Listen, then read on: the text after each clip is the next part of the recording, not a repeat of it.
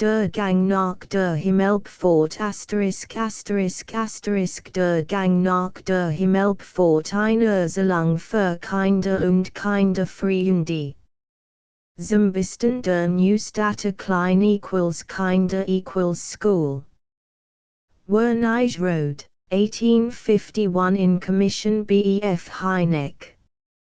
Druck von B. Angerstein. In Hold Cap. I der Ausgang Cap. To der Ursprung des Namens Himmelpforte Cap. 3 das Missverständnis Cap. 4 die Kloster Cap. Wie St. Augustinus Cap.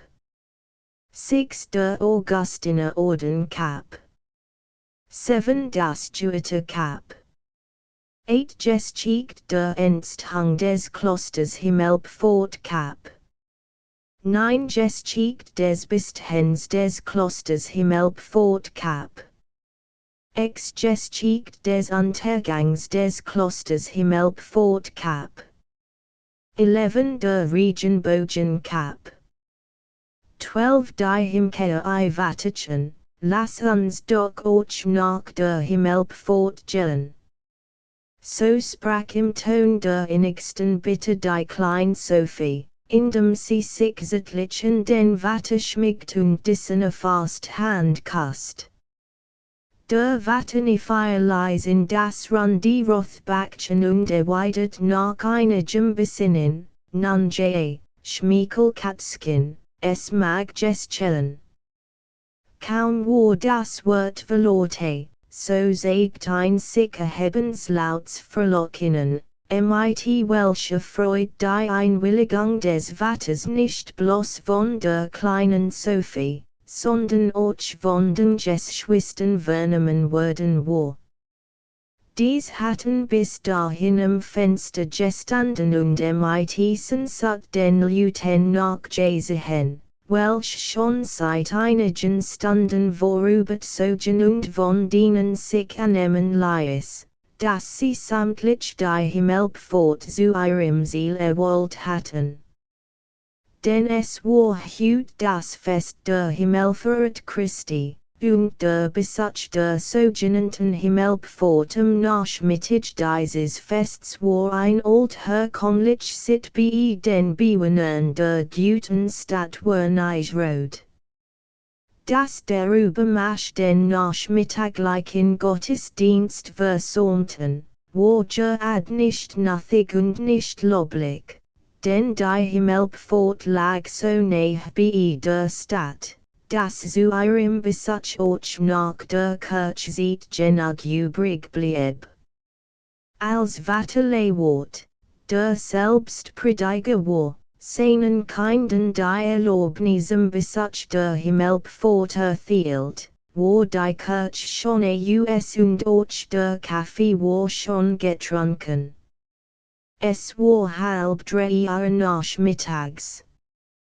Dilution, welch jetzt noch hinausgingen, schienen so groß zu haben, als vertäten sie, mit jeder Minute etwas zu versäumen. Daher hatten auch die 3 Kinder Lewarts, die sich in der größten Geschwindigkeit verteidigt hatten, mit Angeduld des Augenblicks, wo ihre Tante Elisabeth, die sie begleiten wollt, gleichfalls bereit sein wird. Endlich war es so weit gekommen, dass nur noch zeitlicher Abschied vom Vater zu nehmen war.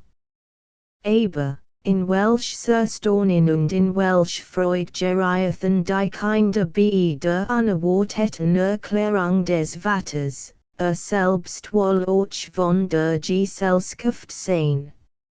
Man hüpft vor Freude. Ernst sprang eilig Treppe auf, des Vaters Hut herunterzuholen, während Louise sein Handschuh und Sophie seinen Stab herbeibracht. Wiedeld und bellend besagt der Monturspitz seine Erwartung, auch mit jenem Mann zu werden, und kaum war die Haustür geöffnet, als schon zu Wissenstien, wohin man sich wenden wird, der Gesellschaft voran, Spunstrex AUSDEM nahen Thor hinauslief.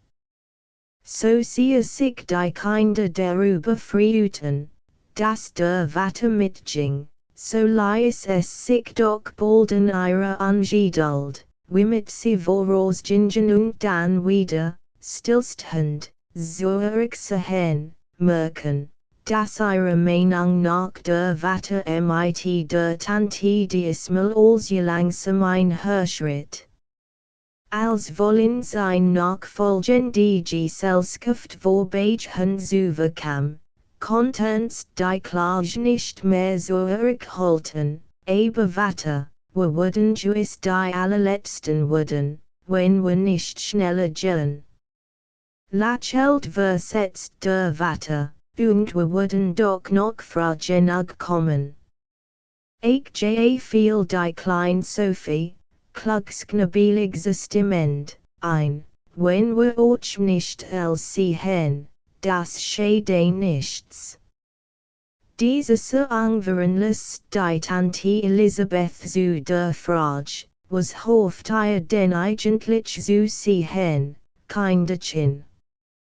Die Kinder sehen etwas betroffen den Vater, die Tante und sich untereinander, recht zu wissen, was sie antworten sollten. Endlich ließ sich die Schnippische Louise dahin vernehmen, es muss doch wohl heut in der Himmelpforte etwas recht schönes zu sehen sein, weil sonst nicht so viel Leute dahin gehen würden. Aber doch erwidert ihr darauf der Vater, doch, mein Kind, ist du dich, wenn du etwas Besonderes oder Außerordentliches zu sehen erwartest. Es wird heute, wohin wir gehen, nichts anderes zu sehen sein, als was in jedem anderen schönen Frühlingstagen vielen anderen schönen Orten zu sehen ist.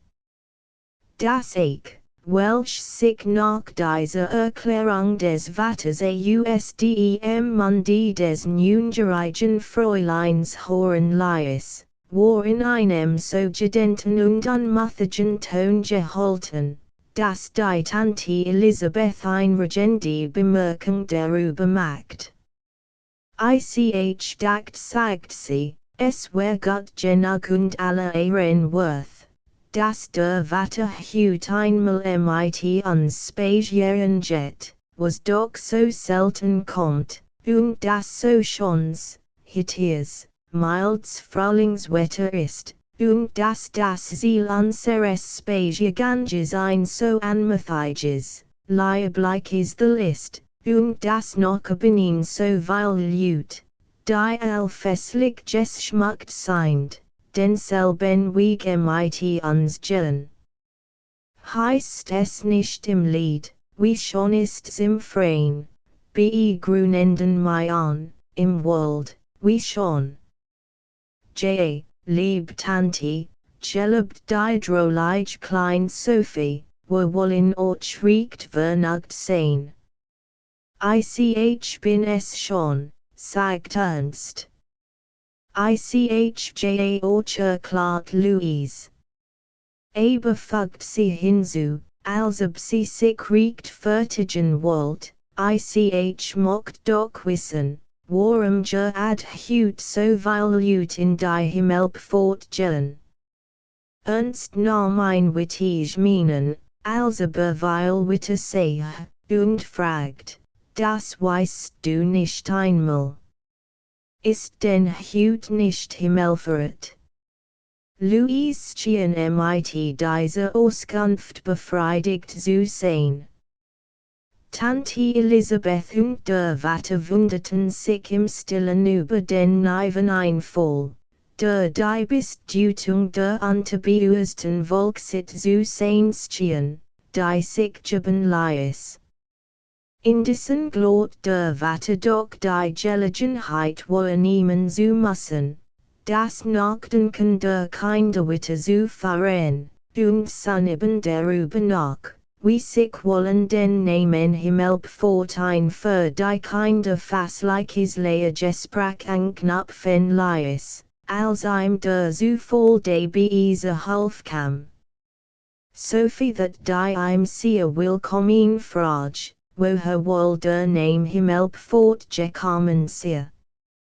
Sie eben auch beantworten konnt, begestein ein Bekannter, der mit seiner Familie USDEM nahen westlichen Thor der Stadt gekommen war, und in den Gesellschaft nun der Weg nach der Himmelpforte weiter fortgesetzt wird. To die hinzugetreten Wander equals Gesellschaft bestand der USDEM Archivers Herrn Grundler nebst seiner Frau und drei Kindern, Hermann, Marie und Julie, dies war im Alter schon weiter vorgerückt waren, als die Lewatskin Kinder, sich aber dennoch freundlich mit einperten. Nach den ersten wechselseitigen Begrüßungen sagt Vaterlewort dem Worthen Freunde, es sehr im doppelt Leib, mit im süßen zu treffen, weil hoff, mit seine half den eben gehegten Wunsch, den Gang nach der Himmelpforte für sein kinderlehrig zu Mädchen, desto besser erreichen zu können. Bitte. I mein equals und zu helfen, wo sein kann die nicht hinreichen sollt. Du wurdest sehr seiner kleinen Sophie die Antwort auf die Frage schuldig, woher der Name Himmelpforte wohl stamm.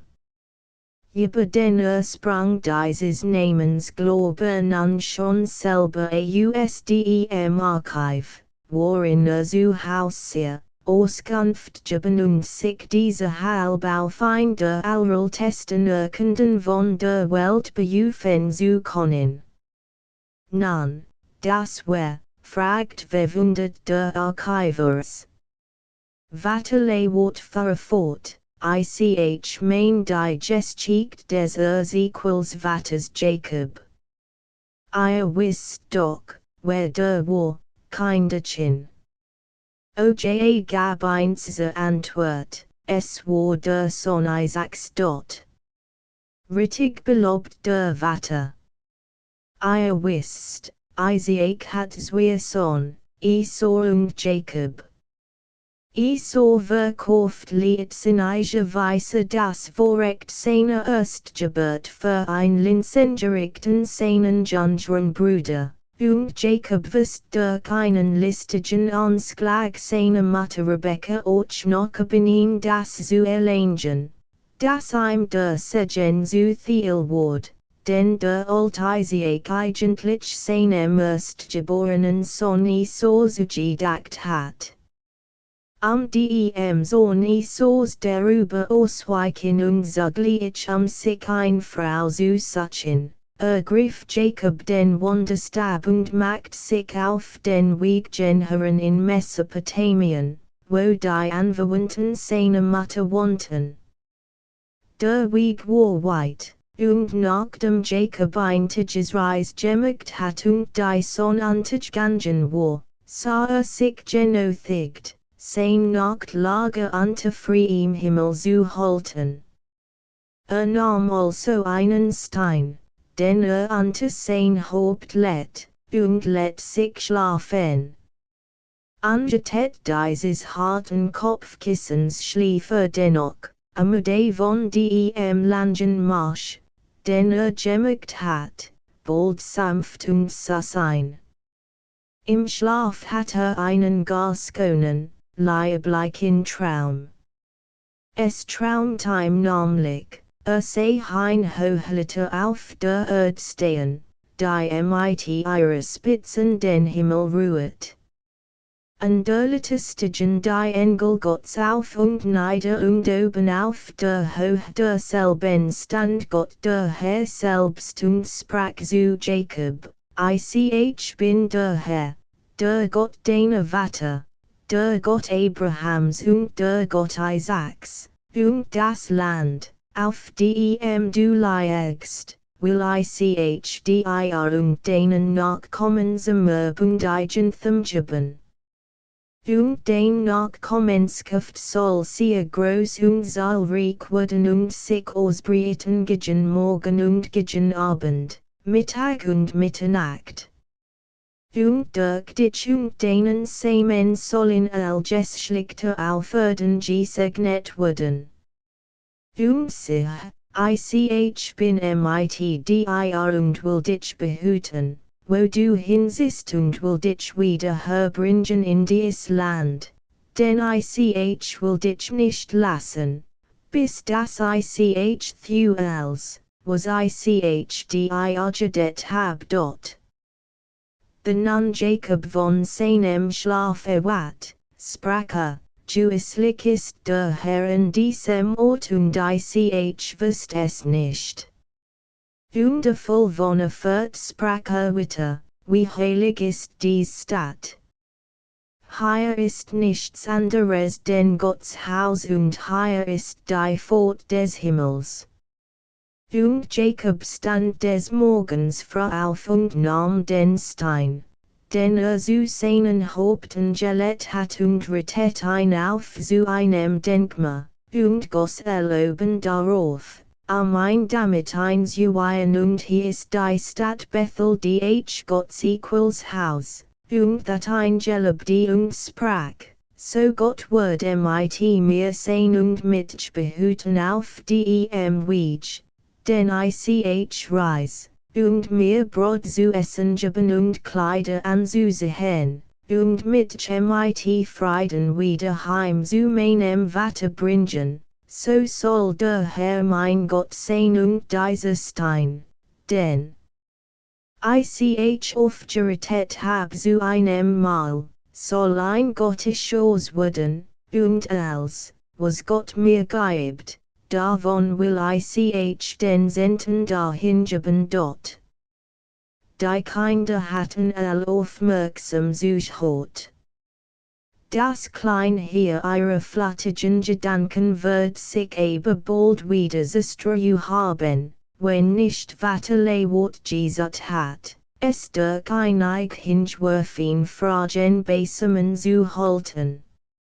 Haben, wer Achtung gegeben hat, wird wiederholen können, was Jacob in dem Ort sagt, wo im Traum die Himmelslitter mit den auf und absteigenden Engel und Gott der Herr selber erscheinen war dort.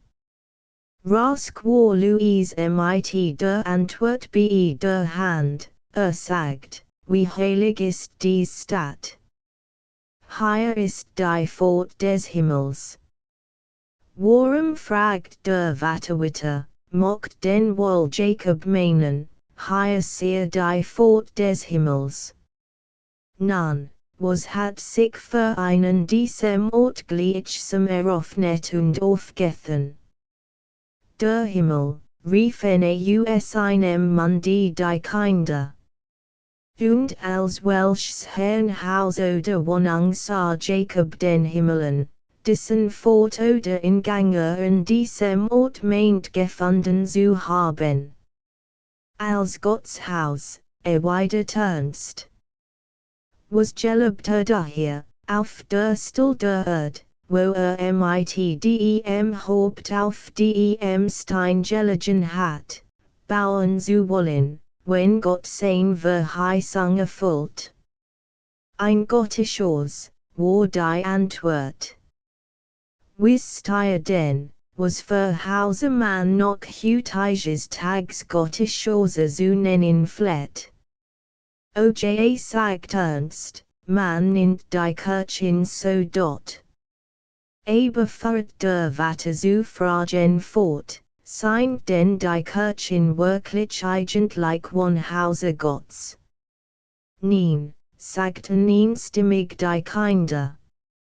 Unser junger Freund Hermann wird an seinen vortrefflichen Ausspruch des Apostels Paulus darüber erfahren können, der in der Apostel equals gestiegt im 17.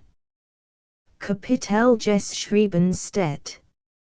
Hermann Grundler sagt wohl Ausdruck die Stille, Gott, der die Welt gemacht hat und alles, was darin ist, sind immer ein Herr ist Himmels und der Erden, wonit nicht in Tempel mit Handen gemacht, sein Wort auch nicht von Menschen Handen gepflegt, als der Gemans bedürft. So selber jedem Leben und Odem allen Farben gibt, und hat gemacht, das von einem Blut aller Menschen geschlickte auf die im ganzen Erdboden wohnen, und hat Ziel gesetzt, so vers hen, wie lang und wie weit sie wohnen sollen, dass sie den Herrn suchen sollen, ob sie doch einfallen und finden mochten. So ist nicht fern von einem Glücklichen unter uns.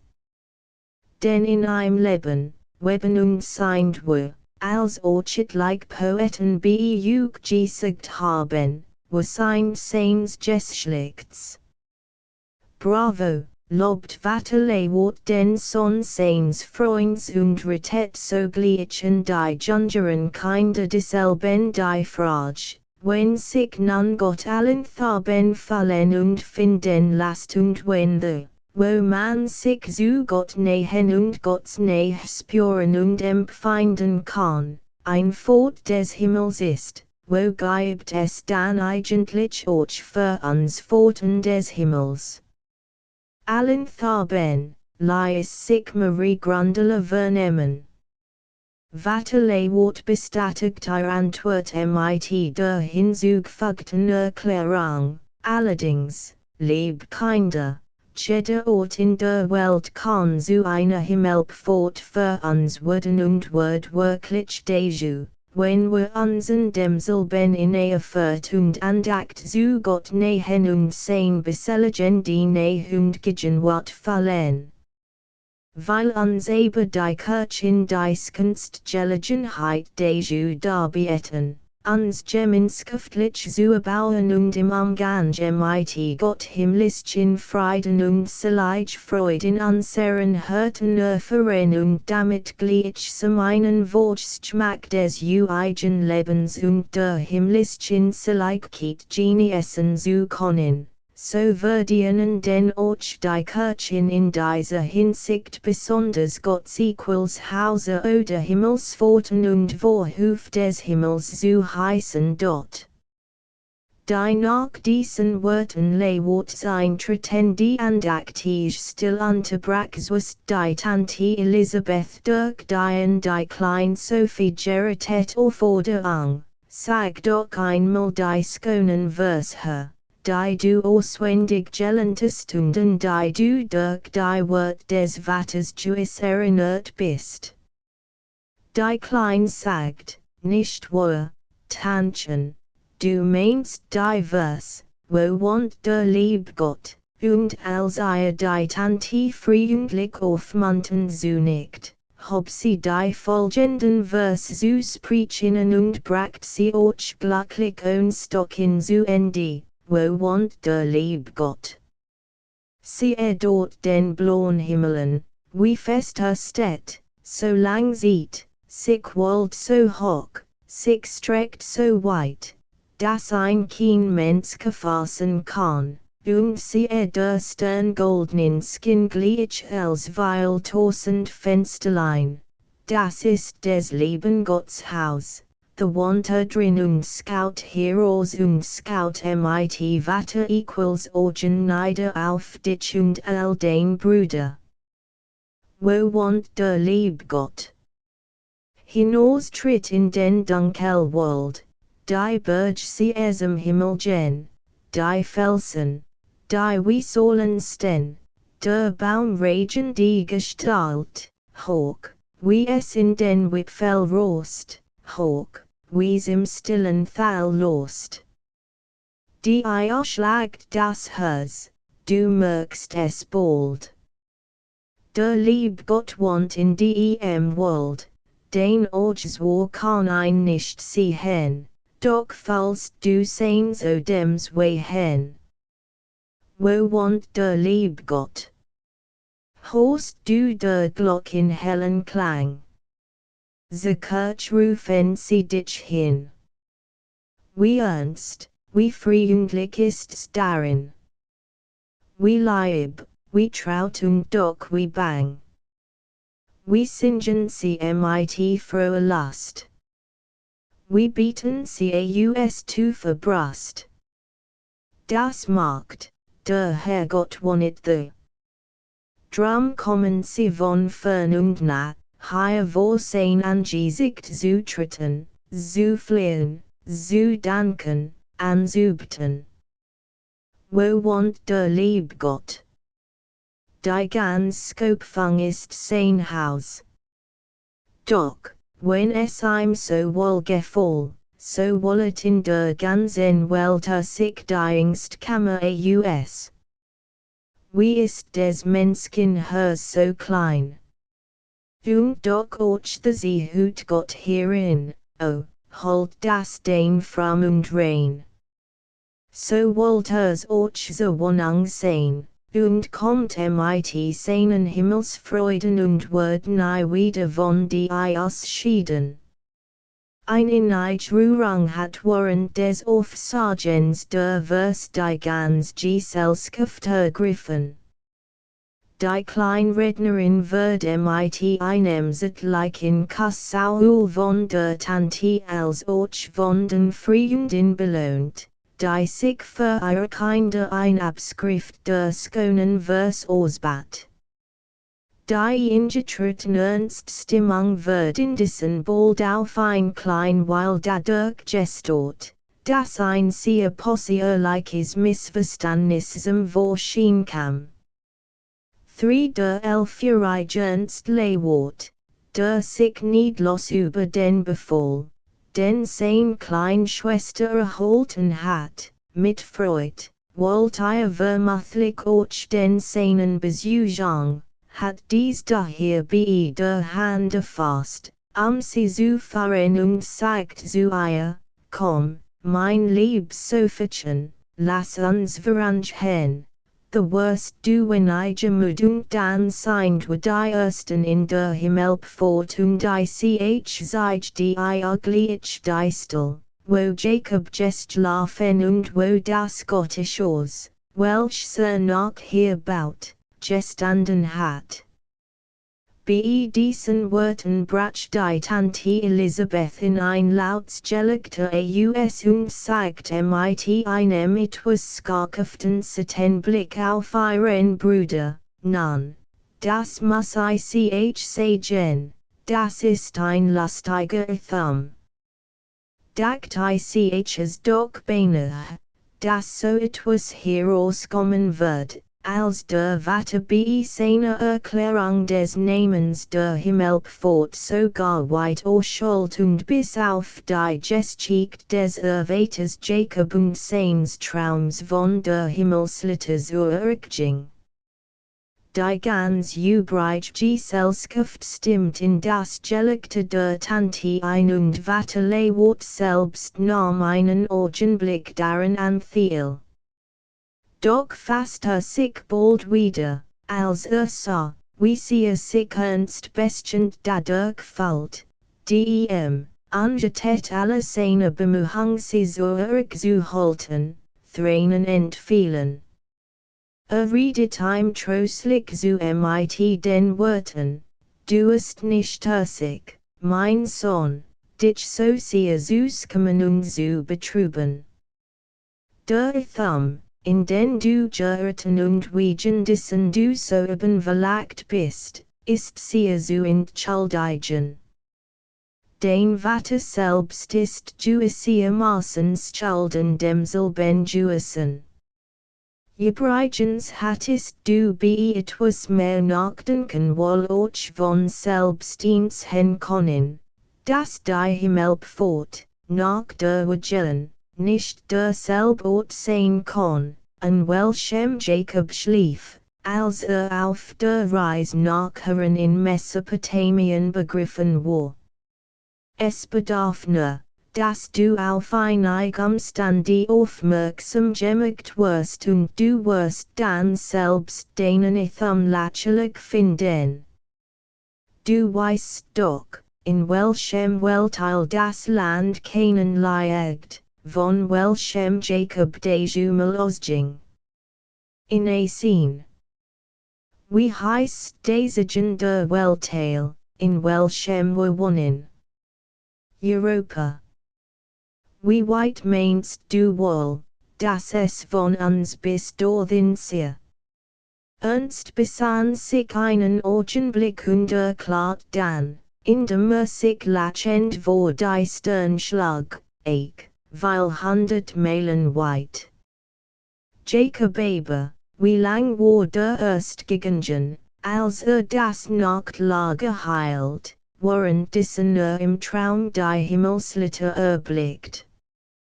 Mit zu niemandem lachen sagt Ernst, war erst einen Tag lang gegangen.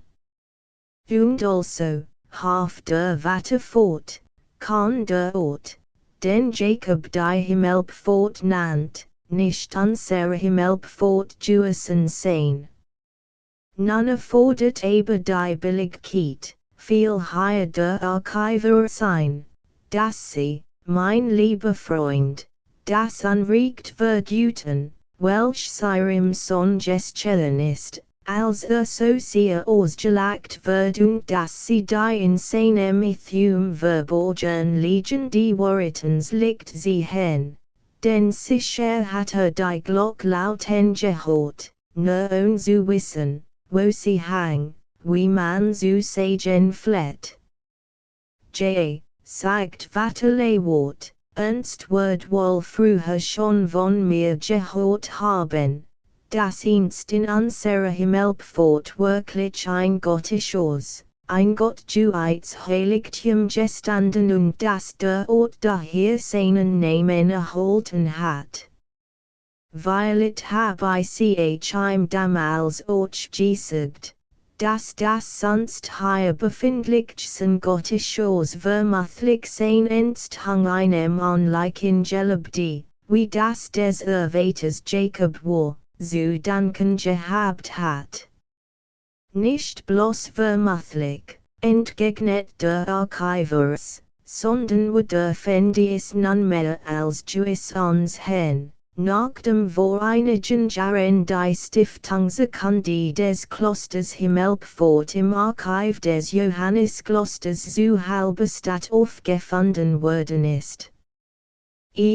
Sagt Vaterlewort, das ist mir leib zu vernehmen. Ich wiederhol nun mein Vorher ich bitte, dass Sie, mein werter Freund, jetzt in meine Stadt reden. Und meinen Kindern in der Kurs das Wichtigst von der Geschichte des vormaligen Klosters Himmelpforte erzählen, was mir doch nur unseren Scotsbaren Mitteilungen in einem frühen Jargon unseres Wochenblatts bekannt ist. Das will ich tun, erwidert der gefährliche Freund. Und ich wird debegen Mitteilungen durch angebeinige Umstände berichtigen und ergänzen können, die damals mir selbst noch unbekannt waren. Aber es heißt im Sprachwort, Schuster, bleib bei denen leisen. Und ich wird einen vorgreifen. Wenn es nicht einen selbst überließ, unseren Kindern vorerst das Nachricht über die Kloster überhaupt und über den Augustiner Orden insbesondere zu sagen, was wir doch wohl billig der Geschichte des Klosters Himmelpforte veranschen lassen. In letzter Hinsicht haben sie recht, sagt Vaterlewort. Ich will das meinig tun und mit Dabeikeit zu fassen versuchen.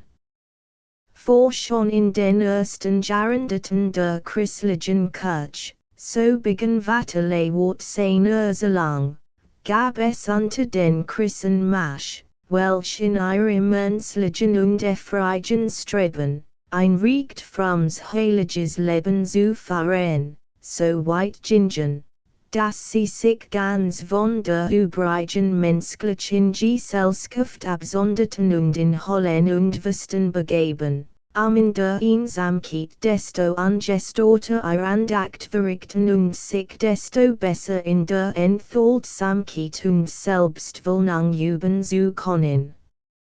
Unter den Leuten dieser Art, die man Eremiten oder Einsiedler nannt, allein einen besonders großen Ruf der Frömmigkeit und Heiligkeit ein gewisser Antonius, der Dieselboch der Heilig oder der Großhies und der zu der Zeit des ersten christlichen Kaisers, Konstantin des Großen, 300 Jahre nach Christi Geburt, in Ägyptenland let.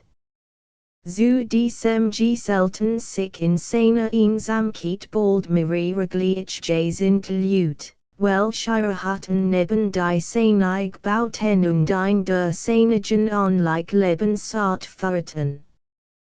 Dies Beispiel von Vernigung einer frommen Gesellschaft zu einer Gemeinschaft in heiligen Lebensart fand anderweit Nachahmung.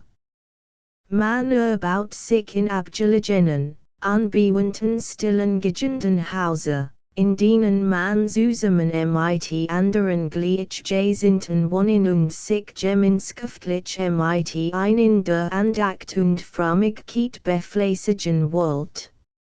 Solch Häuser werden Kloster und die Bewohner derselben Mönch und Nonnen genannt. Och wird es nicht Rieken und Vornehmen Leuten, welche so nicht selbst Lust hatten, das war besonders heilig und Gott wohlgefällig gehalten Klostelben zu fahren, aber doch für andere auf ihre Kosten Kloster erbauen ließen und dieselben über dem mit Garten und Feldern und allerlei Einkünften zum Lebensunterhalt ihrer Bewohner ausstatteten, weil sie das für ein Gotteswerk hielten, dessen Willen sie wohnten in den Himmel zu kommen.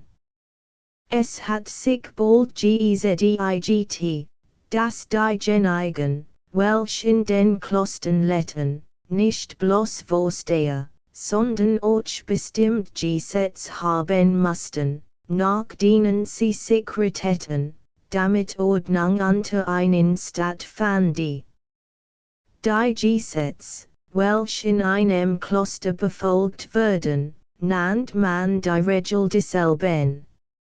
All die Mönch und Nonnen, welche dieselbe Kloster-Regel befolgten, machten zusammen einen Orden aus und fletten auch zum Unterschied von anderen ein Besondkleidung zu tragen, fast wie die verschiedenen Truppen Gattungen einer Armee. Sie waren auch in der That gleichsam die geistlichen Soldaten des Papsts und trugen sie weil zu der Ausbreitung und Aufrechterhaltung der angemessen Gewalt dieses vermeintlichen Statthalters Christi auf Erden bei. Jeder Besondorden hat einen eigenen General. Über die Kloster eines Ordens, die sich in einem und demselben Lande befanden, war ein Provinzial gesetzt. Die Vorsteher der einzelnen Mönchskloster pflegen ibt, Prioren oder auch wohl Propst zu heißen. Die Nonnenkloster hatten Äbtissinnen oder Priorinnen ihrer Spitze. Anfangs gehortens war die Kloster Salutmiren Thiels dem weltlichen Standien und nur zu den Vorsten der Kloster flet man geistlich zu wollen. In der Folge erlernten auch die meisten der Mönch, welche eine Gelehrsamkeit und Bildung besaßen, das Ansehen und direkt der geistlichen und Genesen dann auch in den Klostern Marschwort such vor den übrigen Mönchen, welche Leonbrüder genannt werden und deren Dienst verrichteten, ZB allerlei Hande beitleisen, Dieke und Garten des Klosters bestellen, Ochwol in den benachbarten Städten und Dörfern terminieren die Umhöhen und mild Betrag für die Unterhaltung des Klosters in Samel, mit einem Wort, Betilmusten, waren die geistlichen Brüder Thiels in der Umgegend Predigten und andere Gottesdienste like Geschaft vertreten, Thiels der Gegend Unterricht geben, Thiels innerhalb der Klostermauern in ihren Zellen allerlei Wissenschaften studierten und sich besonders weil mit dem Abschreiben der Heiligen Schrift und anderer Bücher beschäftigten, wodurch sie sich die mit und Nachwelt hauptsächlich verdient gemacht haben. Die Klosterregel der verschiedenen Orden which voneinander darin ab, dass sie mehr oder minder strenge Vorschriften für die tagliche Lebensordnung der Klosterleute enthielten. Darin bestimmten fast überein, dass sie den, der einmal in den Orden aufgenommen wird, durch ein feierliches Gelübde diesem unbedingten Gehorsam gegen die Vorgesetzten, zum ewigen Leben, zuweilen in gewissen Stunden des Tags und in der Nacht zu haltenden Andacht zu bungen, zu mancherlei Selbstverleugnung und besonders zu häufigem Fasten verpflichteten. Doch wird unter dem Fasten nicht die strenge Enthaltung von alles bis, sondern nur die Verzichtung auf den Genuss des Fleischs und Gewissen verstanden und auch dies war wieder dadurch gemildert, dass DBE der Genuss von Fischen, als welchen man kein Fleisch schrieb, erlaubt war. Daher fletten natürlich die Klosterleute so gestut zu sein, dafür zu sorgen, dass es ihnen Fischen nicht vertun letten weil Fatigue in der Nähe ihrer Klostern. Auch die manch des vormaligen Klosters Himmelpforte haben es so gemacht, wie ihr die deutlichen Spuren davon sogleich mit ihren eigenen Augen sehen konnt.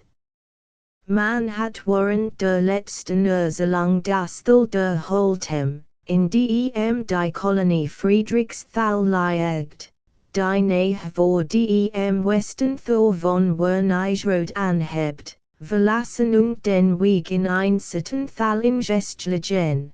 Dessen Anfangs liquid Mundung sich an dem Punkt, wo man jetzt stand, bringt. Hier sah man einen hohen Damm, der das Ziel vormals geschlossen hat, aber durchstechen war, so dass das sonst von dem Damm angehalten und an diesem Meldwasser eins kleinen Barkleins abfließen konnte. Mit Verwunderungsvollen Ausrufungen, wodurch sie die folgende Fortsetzung der Ursache des Watters Leewart oft unterbrechen, sollten die Kinder nachher noch 6 bis 7 anlegt in dem Fall, in welchem man weiter hinaufstieg.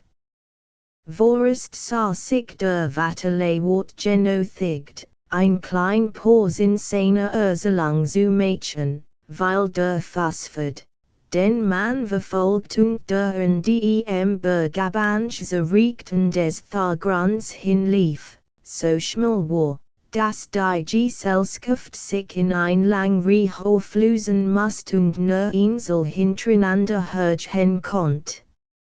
Wie nachdem der Weg wieder breitig worden war und sich die Gesellschaft wieder nahe ein versammelt hat, fuhr Watter Leewart fort. Unter den Weilen manch Sorden, die nachher entstanden, segnet sich in mancher Hinsicht sehr wohl die Luft der Augustiner Ordene US, der uns nahe angeht, weil das Kloster Himmelpforte ein Augustiner Kloster gewesen ist. Dieser Orden liegt seinen Ursprung von einem der berühmtesten christlichen Kirchenlehrer, dem gewöhnlich so genannten Heiligen Augustinus ab, von dessen merkwürdiger Lebensgeschichte ich etwas erzählen muss. Hieß eigentlich Aurelius Augustinus und wird zu einer Zeit geboren, wo das Christentum in dem damaligen großen römischen Reich, zu dem auch sein Geburtsland, das nördliche Afrika, gehört, immer mehr herrschend wurde, nämlich ungefähr 50 Jahre nachher, nachdem der römische Kaiser Konstantin der Große selber ein Christ geworden war. Auch die Eltern des Augustinus waren schon Christen, sein Vater, ein vornehmer Mann, war wenigstens ein Christ dem Bekenntnis nach, sein Mutter aber, die Monika hieß, war ein recht lebendig und erfreut Christin und want allen Fleiß daran, ihren Lebenssohn von Kind auf mit der Heiligen Schrift bekannt zu machen und eine derselben zu unterweisen Sicherlichkeit durch den Glauben an Christum. Doch schienen ihre Bemühungen nicht gelingen zu wollen. Denn während der junge Augustinus auf den niederen und höheren Schulen, auf die ein sein Vater schickt, mancherlei Wissenschaften erlernt, die dazu gehörten, einmal einen tätigen Advokaten abgeben zu können, so hielt dabei doch wenig auf das Wort Gottes, das ihm weil zu einfältig vorkam, und führt ein leidsinniges und ausschweifendes Leben. Bei seiner großen Wissbegierde ließ sich durch den lockenden Reis des Geheimnis wollen Wissens verleiten, unter die Mancher zu gehen, ein damals weit verbreitet Sekt von Menschen, die Christentum und Heidentum miteinander vermengten und vorgaben, oder sich selbst einbildeten, in den Lehren des Manns, einst zu erkennen Magias, den Gott seine Weil höheren Weisheit, als die des Christentums, zu besitzen. Dies ihre vermeintlich Weisheit hielten sie aber geheim. Nun jahrelang bracht Augustinus als Lehrling in der Mitte dieser Leute zu, und dass in ihrer Geheimnissen geübt wird, bis endlich einsah, dass getäuscht sei. Nachher meint in den Schriften des Griechischen Weltweisen Plato Weisheit gefunden zu haben, während es ihm doch noch immer in dem Anfang der wahren Weisheit, der Furt Gottes, mangelt, in dem sein Herz und Leben nicht besitzt. Aber das als war natürlich sein from Mutter Monika sehr betrübt. Sie klagt einstmals ihr Leid unterweilen Tränen einem frommen christlichen Bischof, indem sie einbat, doch einmal ein Unterherdung mit ihrem Sohn zu halten, ein von seinen Ithümen zu überhauchen zu suchen. Allein der Bischof antwortet, es wird bei dem Jungen hitzigen Mann mit disputieren nichts ausrichten sein, sie sollt nur fleißig vereinbeten, dass ein Gott mit seinem Heiligen Geist erwecken und elten mög, und fügt die tröstliche Verheißung hinzu, ein Sohn so viele Tränen kann unmöglich verloren gehen. Das Wort dieses Manns bewährt sich bald wunderbar. Augustinus war nämlich unterdessen als Lehrer der weltlichen Redekunsten die Hochschule zu Mailand berufen. Belocht die Großbeamtheit des dortigen Erzbischofs, des heiligen Ambrosius, an, so dass den selben oft und gern predigen hort, obgleich es ihm dabei nicht die Erbauung seines Hörtens, sondern nur die Gottsang seiner Ohren zu tun war. Doch endlich wurde in seinem Gewissen von der Kraft des gottlichen Worts getroffen, entschloss sich von Stunden zu ganz Leiche in der Angst seines Schins und Wandels, ließ sich taufen, gab sein Ritter amt auf und ging wieder in sein Vaterland Afrika, wo sich ganz aus der Welt in einen christlich Gesinnter, fromme Freunde zurückzog, mit denen sich zu einem gemeinschaftlichen, stillen und gottseligen Leben vereinigt. 3 Jahre lang hat dieses klosterlich Leben Augustinus geführt, als gegen seinen Willen aus seiner Zurückgezogenheit wieder hervorgeholt und als ein brennendes und schienendes Licht der Welt auf einen hohen Altar gestellt wurde. Wird nämlich in Hippo, der Hauptstadt der genigen Gegend von Afrika, wo sich aufhielt, zum Presbyter erwählt und nachher sogar zum Priester erhoben. Als solcher führte ein klosterliches, nachgewiesen regelgeordnetes Leben auch bei den ihm angegebenen Geistlichen ein, was sich als ein sehr zweckmäßig Maßregel bewährt.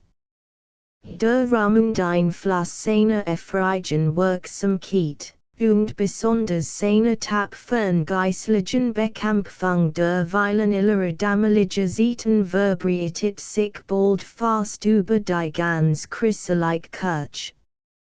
Seinen großen Fleiß beweisen seinweilen geistreichen Schriften, die auf uns gekommen sind.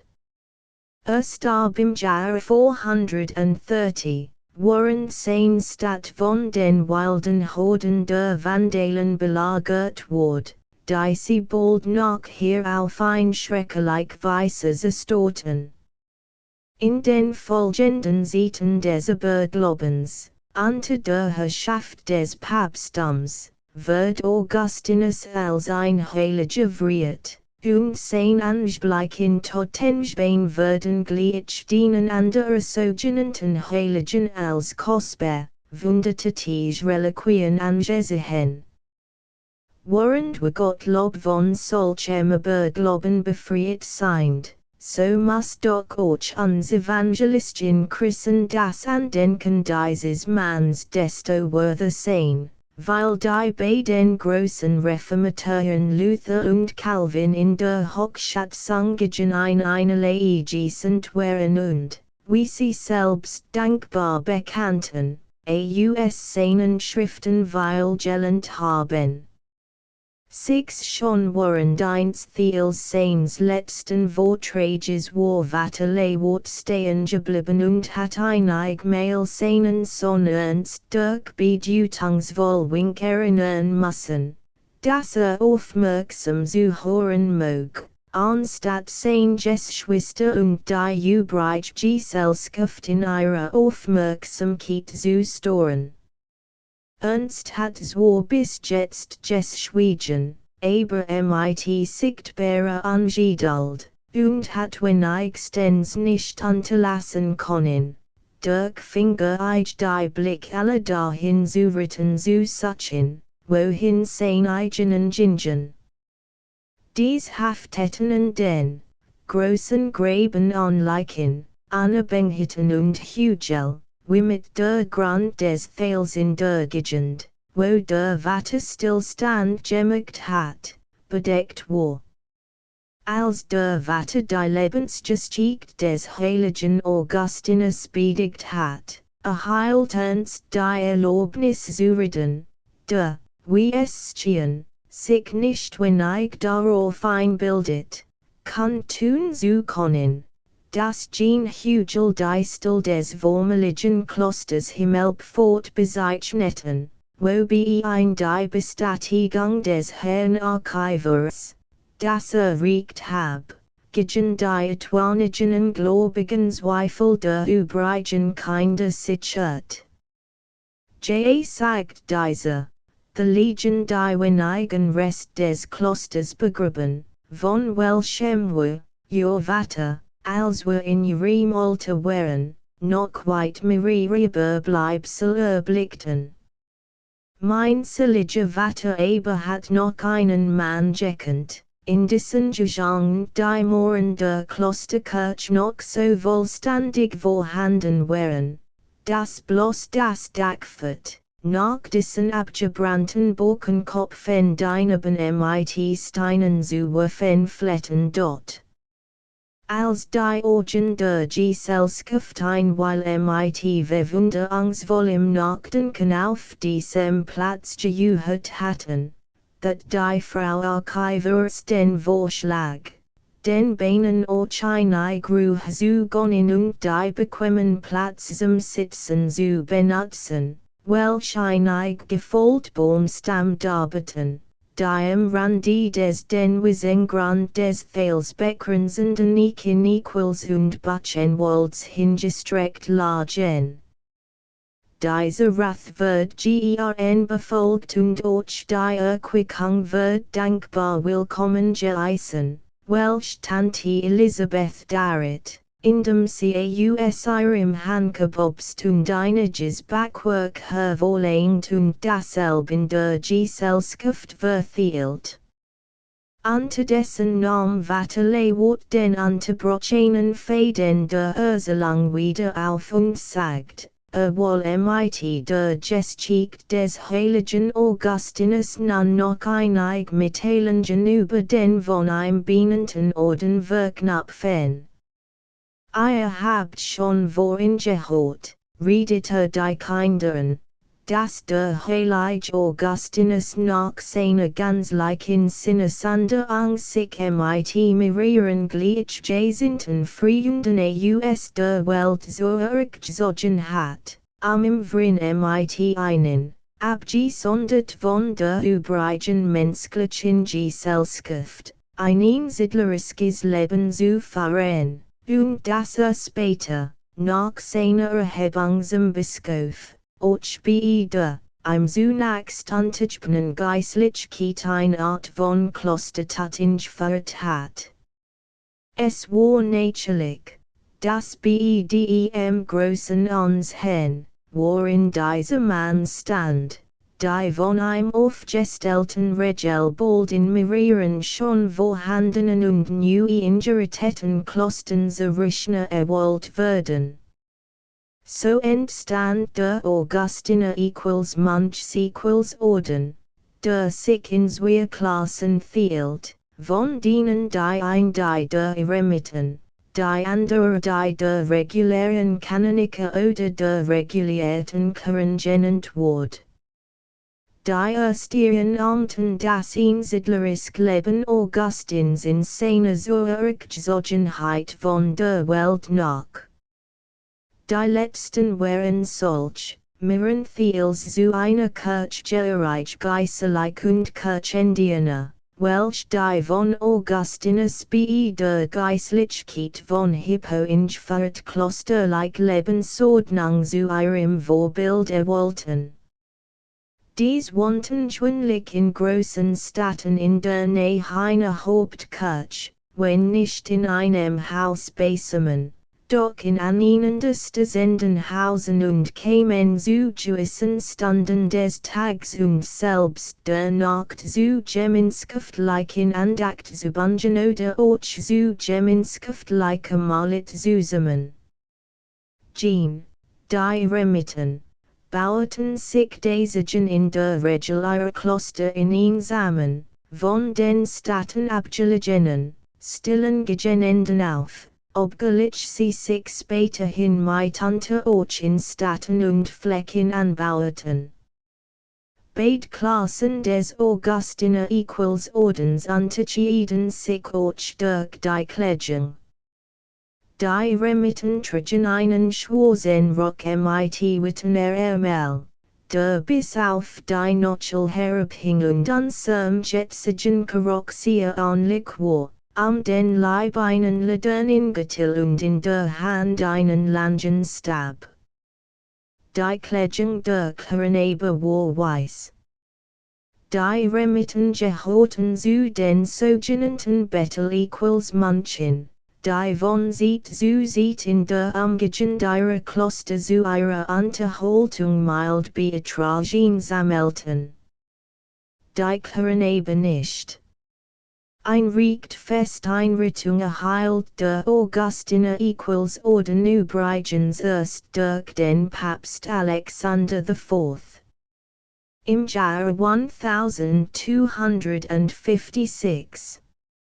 Mehr als fast in allen anderen Klostern war in denen der Augustiner Gelehrsamkeit und Bildung zu finden. Selbst die Benediktiner würden darin in mancher Hinsicht von den Augustinern übertreffen, wo zu unzweifelhaft den letzten ihrer Hofeige Beschäftigung mit den vielen geistreichen Schriften des großen Stifters ihres Ordens viel beitrug.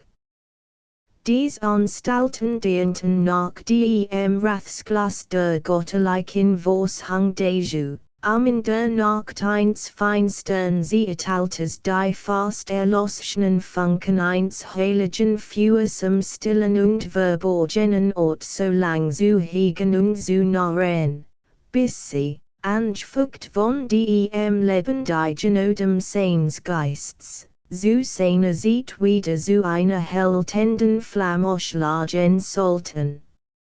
Vatterley Wort heilt einen Augenblick in. Und sagt dann mit urbaner Stimme, aus einem Augustiner equals Kloster ging der Mann hervor, der das Licht des Evangeliums Jesu unter dem Gefäll, womit es überstülpt war, wieder hervorgeholt hat, dem wir es zu würdigen haben, das wir von dem wunderbar Glauben befreit sind. Als ob die Neid Gottes, die uns freigeschenkt wird, nachdem sie uns Jesus Christus unser Heiland durch sein Opfer erworben hat, noch irgendwie erkauft werden kann und muss.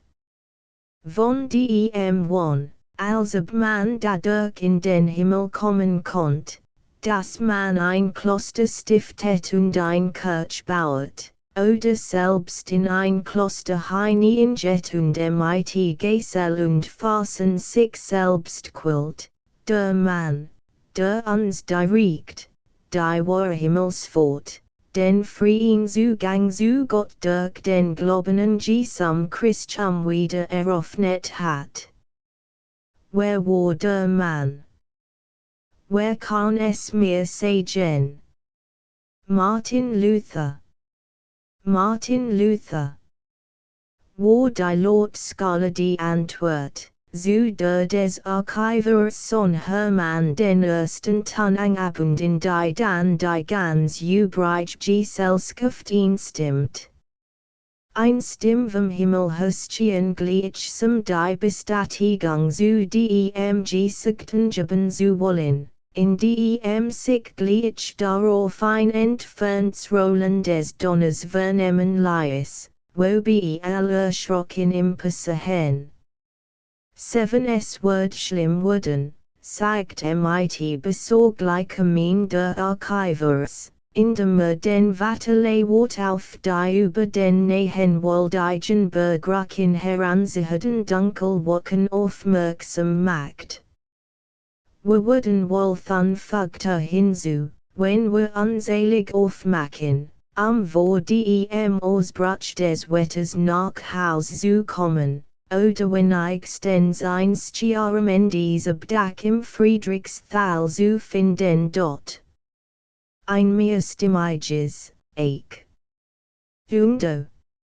Von Sitten der Kinder erben. Zeigten Betrubnis über die gehoten Worten und sichert dem Vatterley Wort im Voraus ein Bedeutung überwiegen die Stimmen equals Merit für den Vorschlag zu, den dem Rath des alten Freunds mit zm Ende Bescheidenheit entgegenstellen wagt, indem das Bedenken äußert, dass man wohl selbst das Nähhasserot nicht mehr erreichen wird, es zu regnen anfängt, und dabei die Hoffnung ausdrückt, es darf ein weil nahe sicherer Schutz gegen das wahrscheinlich sehr bald vorübergehende Literatur zu finden sein.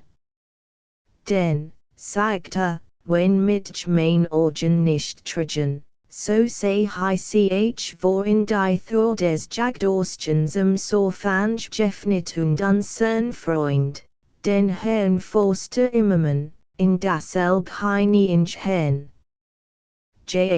J. bestätigt die Frau Archivers, das habe ich auch gesehen. Aber want ihr Mann ein, indem die Hero sog, es würde in sehr bald Zeit zu der Rückkehr werden, es ist gleich halb verdott.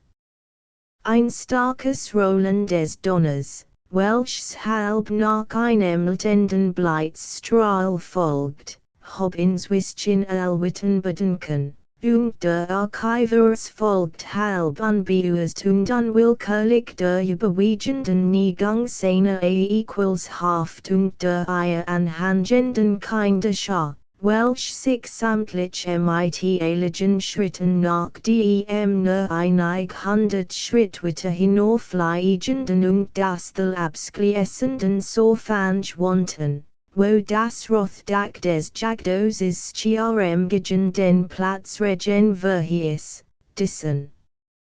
Wo trab sich in einzelnen großen Tropfen, die Herniede fielen, bereits in Gestel hat.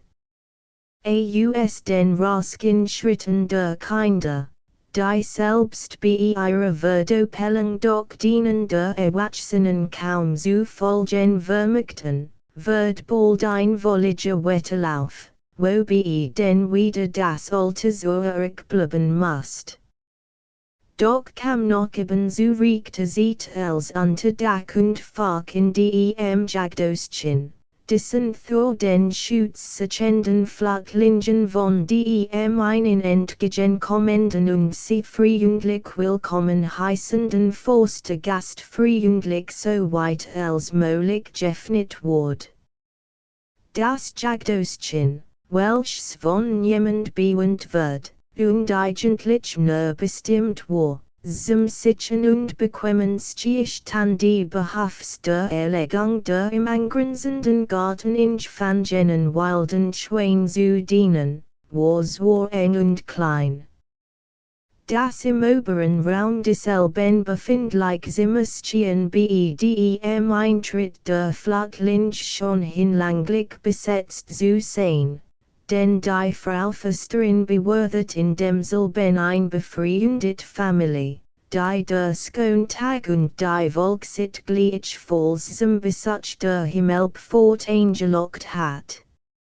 Aber der Mann eng zusammenrückt, so fand sich doch am Ende auf den Wänden des Zimmers umherlaufenden Pritschen und auf einigen Stellen in der mit desselben noch Platz zum Sitzen für die ganze Gesellschaft.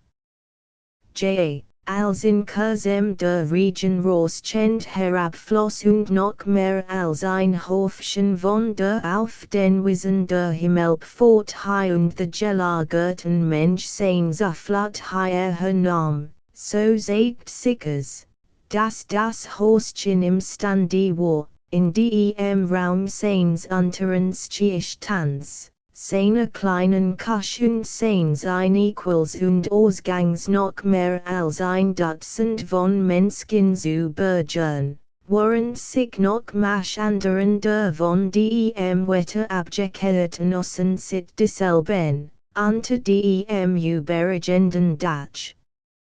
Wenn ich stens einigermaßen gedeckt sehen. Zum Glück folgten nur noch sehr wenig Donnerschlag. Sonst hat sich violet der bedachsam Herr Archivers, der nicht mit anregt die Anhofung so viele Menschen im Raum, während des Juiters, gefährlich fand, nicht behalten lassen, sich mit seiner Familie lieber in das kalt Traufbad zu sehen.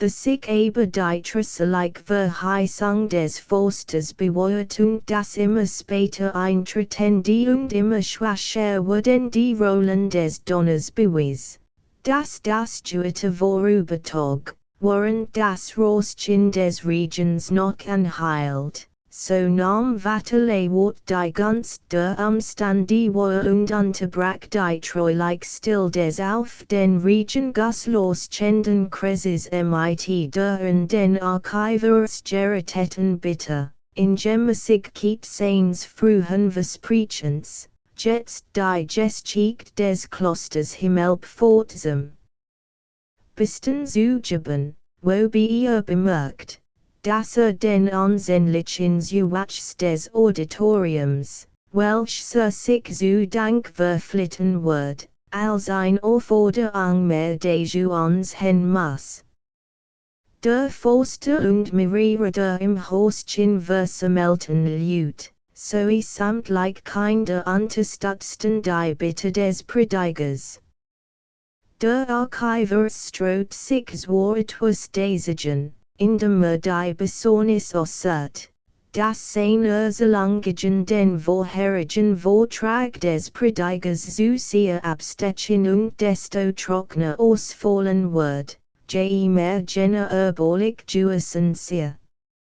Indessen schlug ein der Prediger mit der scheraffigen Bemerkung, dass, wer ein nas Salbung lieben sollt, je nur hinaussurgen brosch, sie zu finden.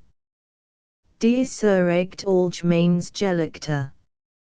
Der Archivers wird von dem Forster und Prediger mit Vrinte sanftig Wald in die mit des Kreises gesogen und statt des Kathers auf den dasselbst schon vorher abgeräumten, handfesten Ignen Tisch gesetzt, worauf den nach einigem Räuspern erklärt, sich wohl, muss sich fügen, weil es wenigstens in einer Hinsicht, namentlich der belobten Kuss, seinem Vorredner zu Vorsathan versachen und übrigens seinem Vortrag nach der beliebten Weise des Herrn Prediger Thiel.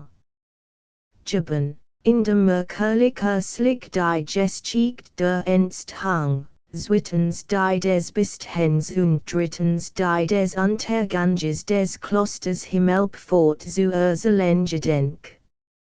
Holt dabei die Heroes und nahm sie in die Hand. In dem Fall der Holtem so hob der Archiver seine Erlangen, wo jetzt der Fleckenort Hasserod equals Friedrichs Thal liegt, anweit der Wohnung unseres lieben Gastfriedens, des Herrn Forsters Immermann, ganz nahe unterhalb der Petition Paper Malm fast des Kellerberges, stand vorsiten die Burg der Edelherren von Hartesrode.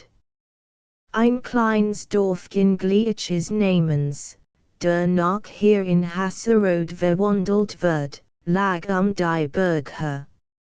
Die Ritter von Hartesrode, wenigstens die späteren Zweig dieses Edelstamms, waren Vasallen oder Lehnsalut der Grafen von Wernigerode und zugleich Erbmarschall des Bistums Halberstadt, welch wird bei der Erlöschung ihres Stamms auf die Herren von Rossing überging.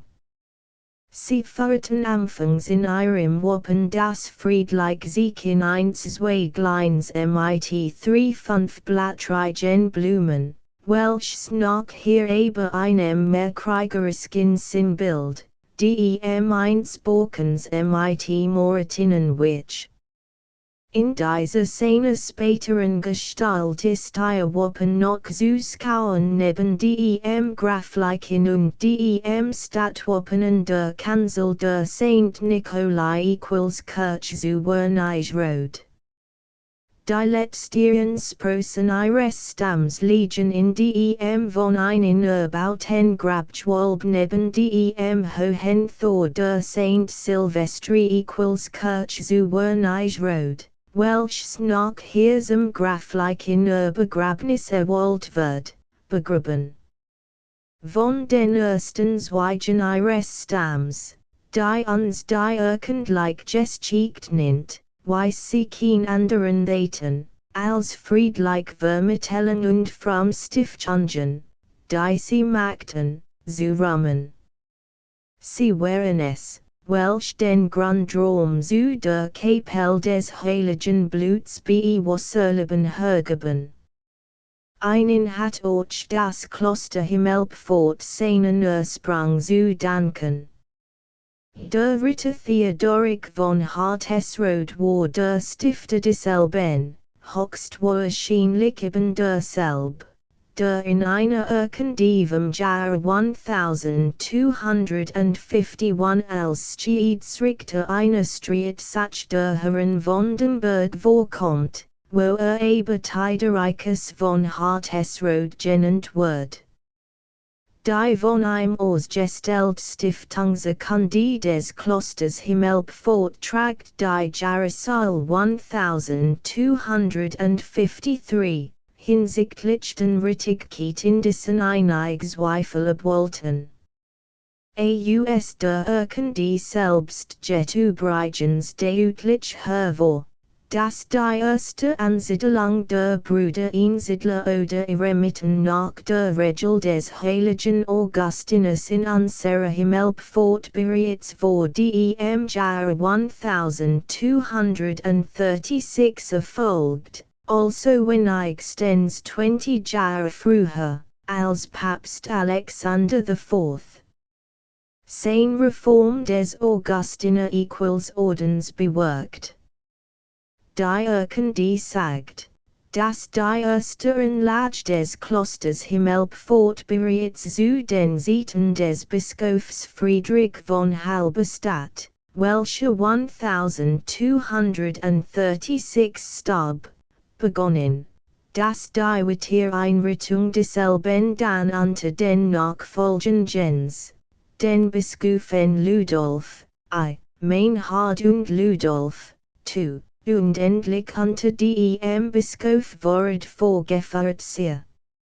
Der Ritter Theodoric von Hartesrode bestätigt in diesem Dokument die Augustiner equals Eremitenser Himmelpforte in dem Besitz der einen von ihm verliehenen bereits übergemachten und noch nicht erbaren Landeien, Triffen, Waldungen, Basch, Berg und Thaler, die in der Umgebung des von einen bewohnten Platzes, der sonst Elbingerothge Eisen hab, lagen und den Granzen angeht. Erklärt, hab dies Stiftung gemacht USA erfurt gegen unseren Heiland Jesum Christum und die allerheiligst Mutter desselben, zum Heil seiner Seele und der Seelen der Seinigen. Mit Genehmigung des Everdigen Bischofs von Halberstadt und mit Stimmung seiner Sohn. Als Jugendlichen wurden unter anderem die mit unterschriebenen Grafen Gebhard und Friedrich von Wernigerode, die würdige Frau Heiligwig von Hartesrode und den Sohn Ritter Johanns angeführt. Aus einer anderen Urkunde erhält, das am 11. April 1257 der Marian equals Alter der neuen Pflanzungs Himmelpforte von Bischof Ward von Halberstadt in Juiä und zugleich mit einem Burg beschenkt ward, wie auch, dass damals der Ritter Theodoric von Hartesrode, der Stifter des Klosters, schon nicht mehr am Leben war. Verschieden spätere Urkunden beweisen, Das der Schutz des Klosters Himmelpforte mit dem Besitz der Stamburg der Herren von Hartesrode verknüpft blieb. Als einer der ersten Gönner und Beförderer des Klosters erschien der Bischof Wilhelm von Münster, der im Jahre 1260 allen Dienern 40 Tage Blas versprach, welch den Eremiten equals Brüdern des Ordens St. Augustinus zur Himmelpforte im halbstatistischen Sprengel almosen mitteilen oder sonst hilfreich handleisen würden. Erwerbsquellen dieser Art eröffneten sich nachher für das Kloster noch mehrere. The Genem Beispielose dem Bischof und Fürsten von Mainz, Werner von Epstein, der im Jahre 1267 eingliedches that und außer dem Bischof Rudolf von Salzburg noch Masch an der Bischof nachfolgten.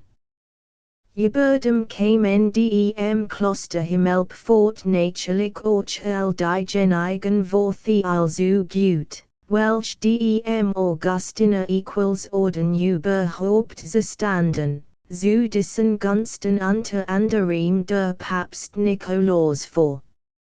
Im Jahre 1289 verfügt, dass allein 100-jährige Blas erhalten sollten, welchen Jewissen Festigen zu den Klostern und Kirchen der Augustiner wohlverrichten würden dort.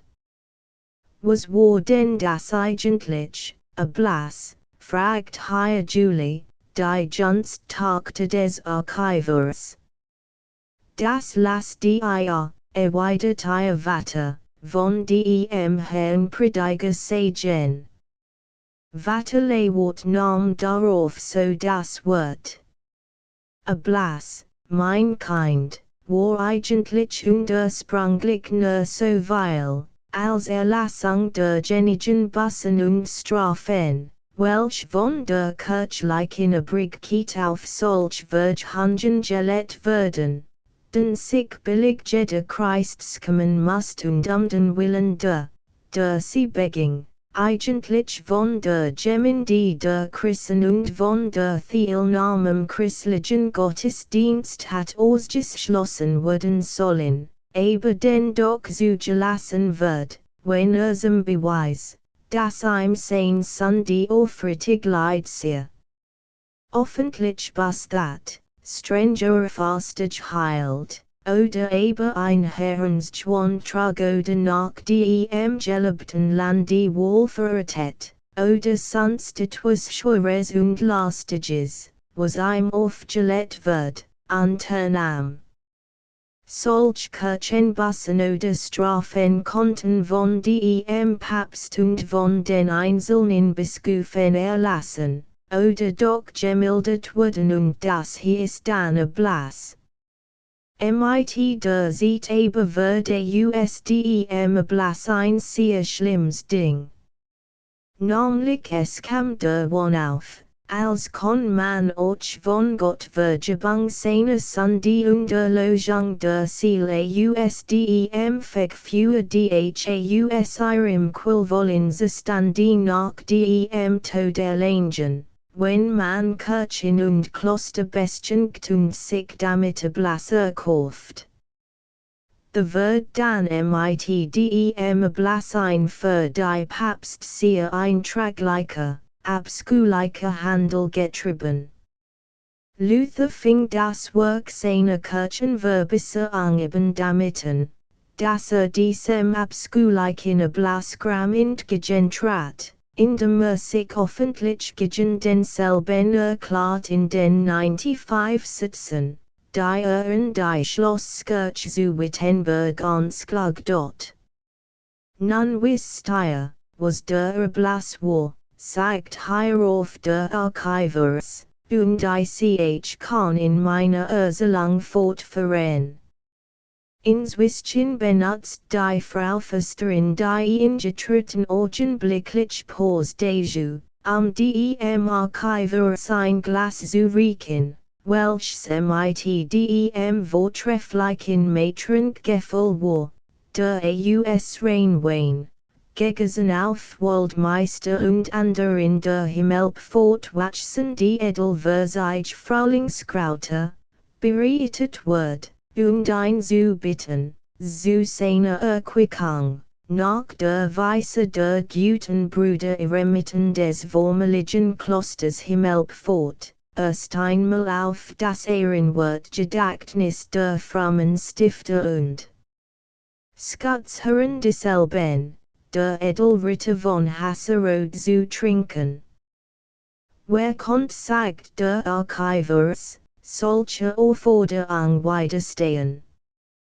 Ich verbinde die mitdem von in mir fortgeschrieben in Toast zugleich den dankbaren Lobsprach aller der würdigen Hausfrauen, die so mild und freigießend sind, wie willend Frau Heiligwig, die Edelhaft des Ritters Theodoric von Hartesrode. Es wird darauf angestesen mit so vielen Gläsern als derselben in der Saufangs equals eremitig mitgebracht wären und die Imingen Kresumgingen, aber auch Masch von denen, die draußen standen und nichts zu trinken bekamen, riefen doch vivat. Mit. Nein nach diesem Quäligens Whisky nach der Archivers zu der Fortsetzung seiner Erselangschritt, rettet der Vaterleworten denselben die Frage, ob nicht ein Altvolksit der Wernigerode, Himmelfahrtsfest die Himmelpforte zu besuchen, daher ruht. Das Vorsiten in diesem Tich die Wohlfahrt nach dem Kloster obliegt und mit Blas belohnt sie. Der Archiver aber entgegnet, nein, mein Freund. So sie sich auch dies Vermachung hören ließ, so haben wir doch keinen geschichtlichen Grund für dieselb.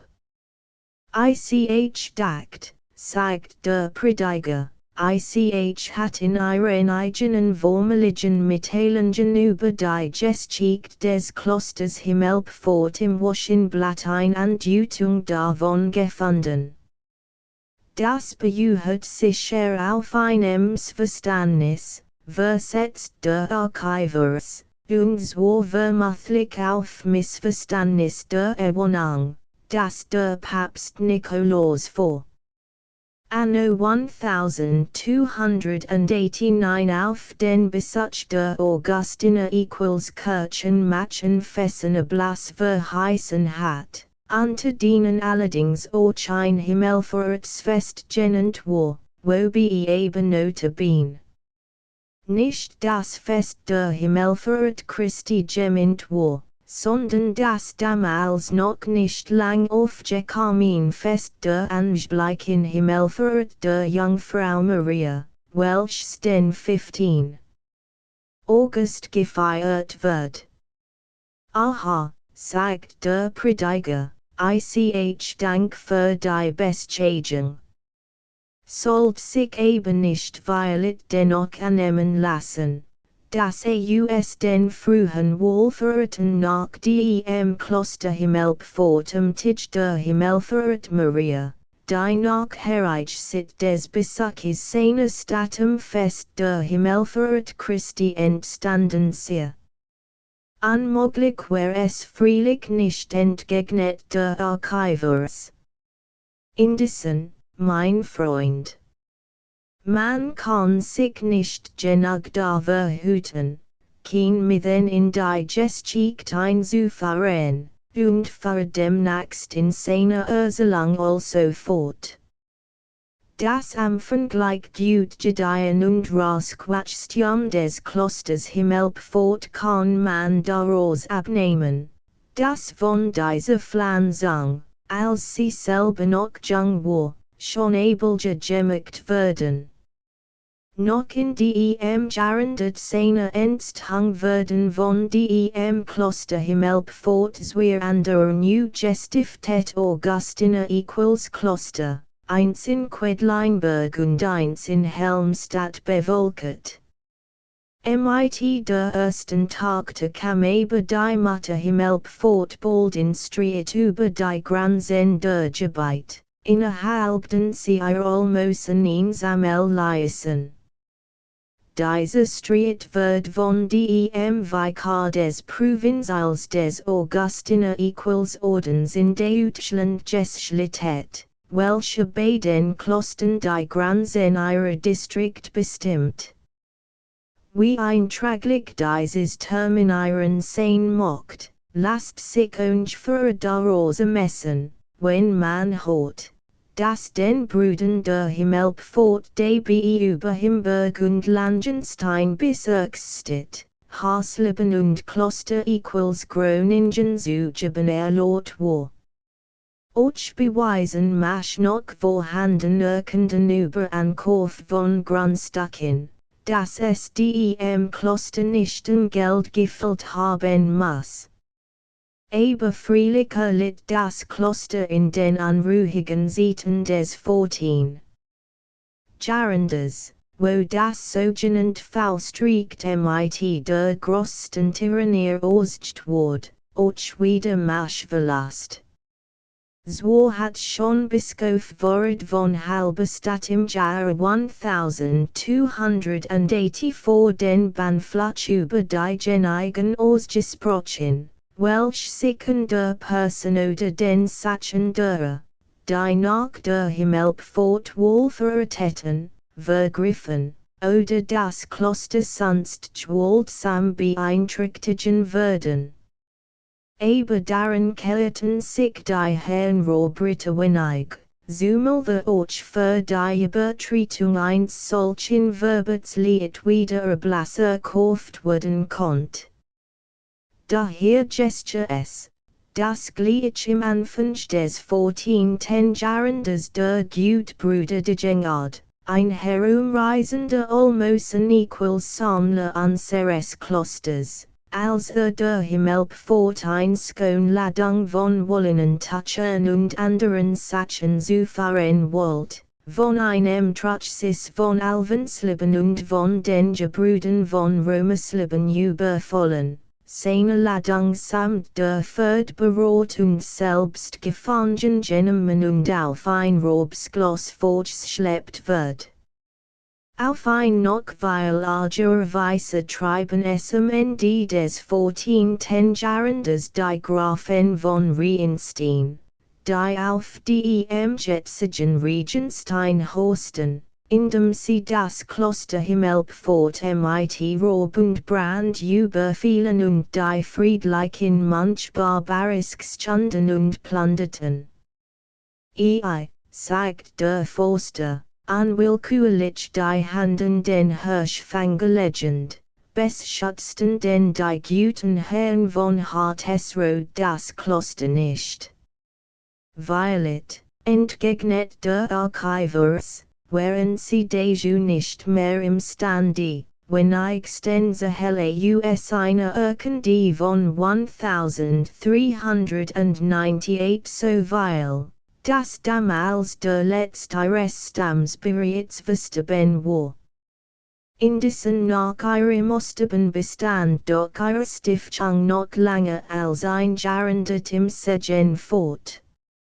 Von der Bildung und Gelehrsamkeit, die in dem Kloster Himmelpforte in Jenen, sonst so feinstieren Zeiten hat, sind uns einige Frühlichsnis übrig geblieben. Schon unter jenen manchen, welch von der Himmelpforte US nach Quedlinburg verpflanzt werden, war einer namens Jordan Jewison, der nachher Professor der Theologie wird und ein Mensch von gelehrten Schriften hinterlassen hat. Ein Hauptgesellschaft der Augustiner equals manch Überhauptung der in der Himmelpforte besonders war der Unterricht und die Erhang der Jugend. Es gab damals kein öffentlichen Schulen außer in den Klostern und Stiften. Der Augustiner Orden setzt seinen Raum nach der Besamkeit seiner Prediger wortsäglich darin, gelehrt und würdig sogleich aufzusehen. Die Zahl der Prediger des Klosters Himmelpforte war auf 12 festgestellt, die freizügig auch in der Stadt were Juis Predigten hielten. Unter anderem hatten sie des Sonntags nachmittags in der Nikolai-Kirche zu predigen. Ein ausgezeichneter Beweis von der Wortsäglichkeit der Schule der Himmelpforte ist dass in derselben der From Gottesfürchtig und gelehrt Graf Albert von Wernigerode von Kind aufgezogen war. Der 1386 Domprobst und 1411 Bischof von Halberstadt wird, das Bistum 7 Jahre lang vortrefflich regiert, guten Frieden heilt und kein anderen Krieg führt außer gegen die Rohbritte von der Harburg und ihres Gleichen. Dieser Bischof erwies sich den Ort, wie natürlich, schuldige Dankbarkeit, die im Kloster Himmelpforte sehr günstig. War ein Bruder des letzten Grafen Heinrich von Wernigerode, nach dessen im Jahre 1429 erfolgten Tod unserer Grafschaft durch einen Erbvertrag das Haus Stillberg kam.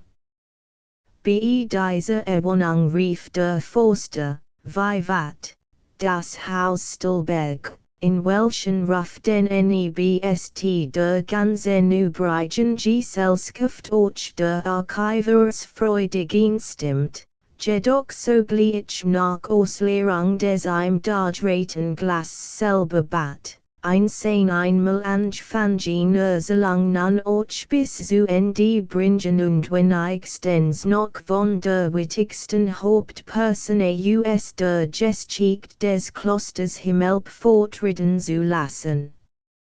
Dies war unzweifel, für rasch fort, der alsbald als Moschen still wird, der berühmte Andreas Proles, der 1429 in Dresden geboren war, in Leipzig studiert, 1451 als Mönch in dem Kloster Himmelpforte ingekleidet wird, 1456 zu der Verdienstpreis dieses Klosters und einige Jahre darauf zu der Provinzials des Augustiner Ordens in Deutschland erhoben wird, während seinen Sitz in Himmelpforte behielt. Mehr als dies sein hoch wird, waren den Edelstopitz, den vaterlichen Freund und Gönner Luthers, zum Nachfolger hat, trat dem Andreas Proles zum Nachrum, dass ein Zuchter ward vor Luther und ein Vorläufer der Reformation zu heißen verdient. War ein Mann von exemplarischem Lebenswandel, ein gewaltiger Prediger, voll weitlaufiger Wissenschaft, schrieb in dessen wenig.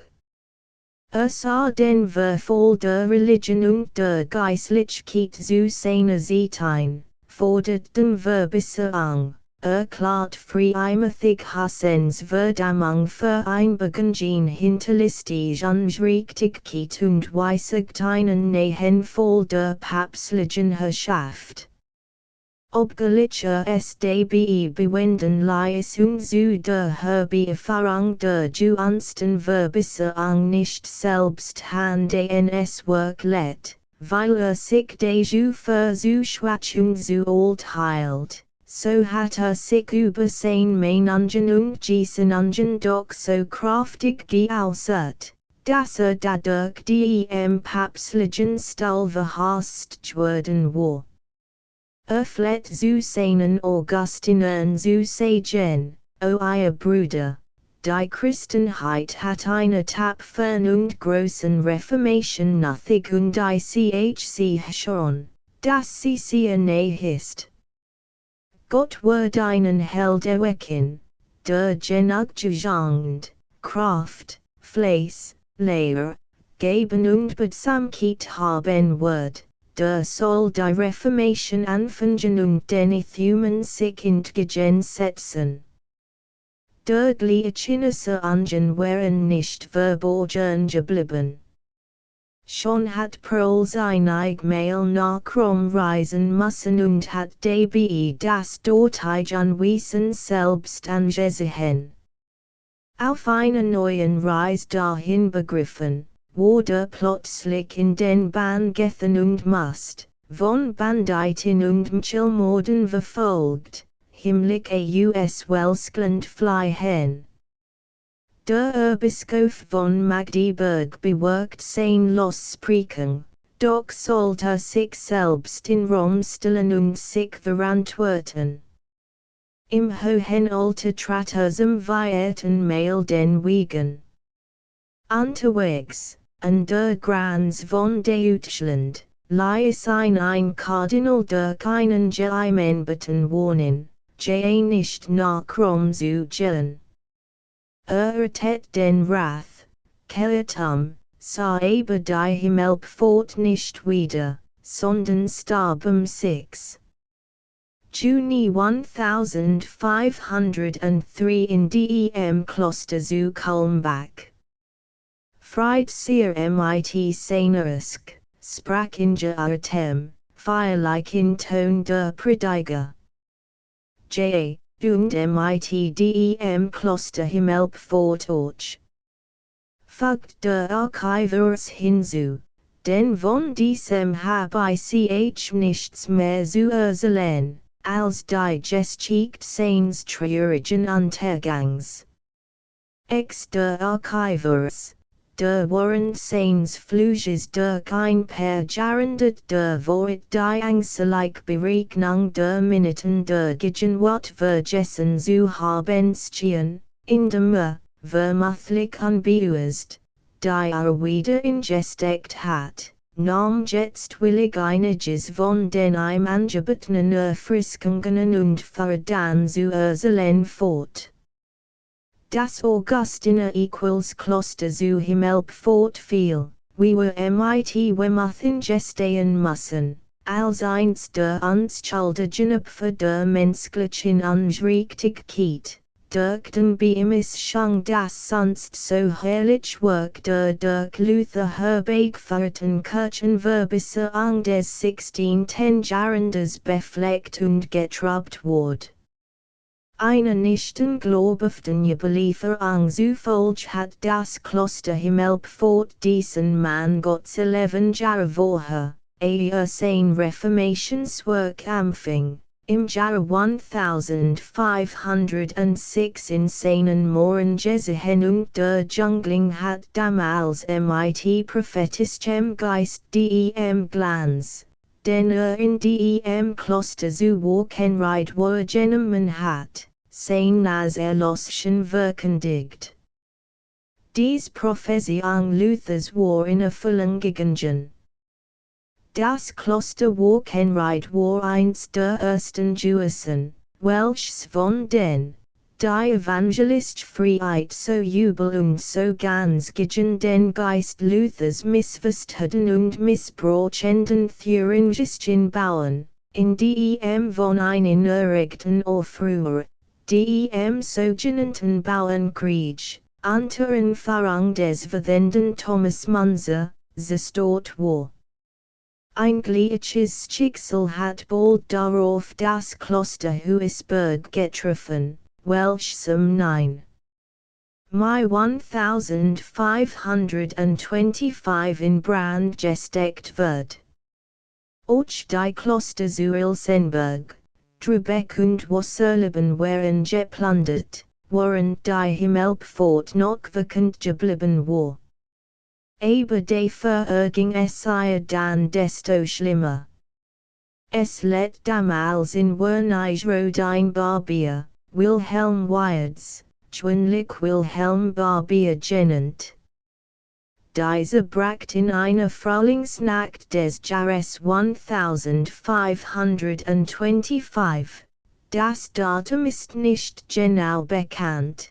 Die friedlichen Bürger der Stadt in Aufruhr, in dem von einem Trommelsklager, den sich zu verschaffen gewusst hat, Lahmschlagen Lies und diverse Meldmengerment, im Genskauen zu folgen, wo damals ein großes, zu dem Kloster Wochenreitgeriges Gut war, die Inhaber zu verjagen, den Hof anzusondern und was sie fanden, zu nehmen. Doch der Rat der Stadt ließ soglichten Thorverschließen und verhindert dadurch die sofortige Ausführung dieses bösen Vorhabens.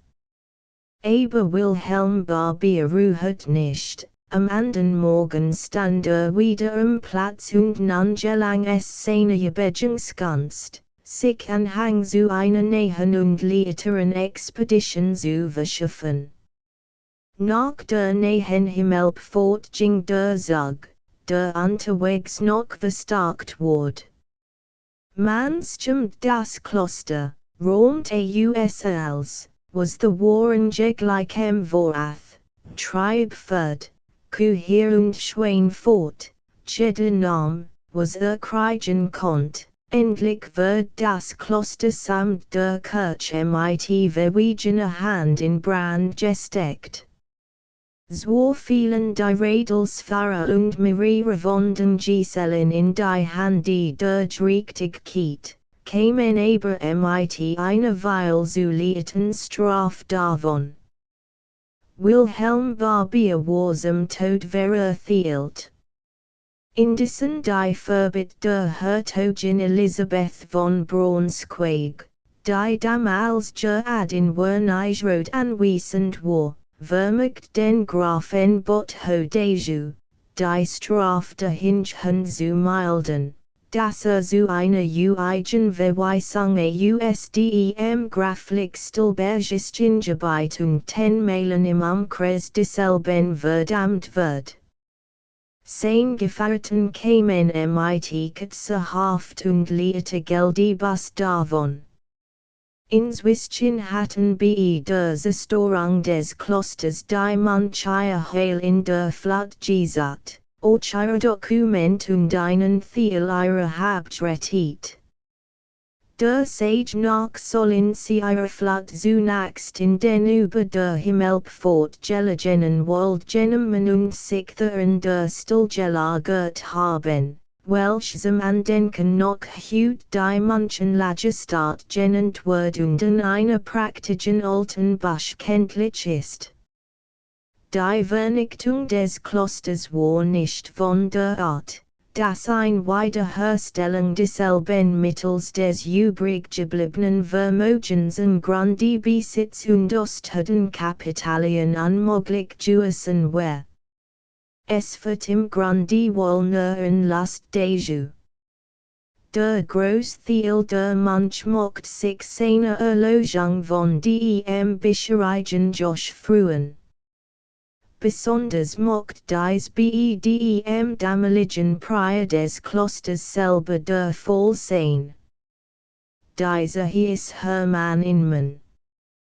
Gab sich gar kein Mühe, die Wiederherstellung des Klosters zu bewirken, was sonst wohl vermocht hat.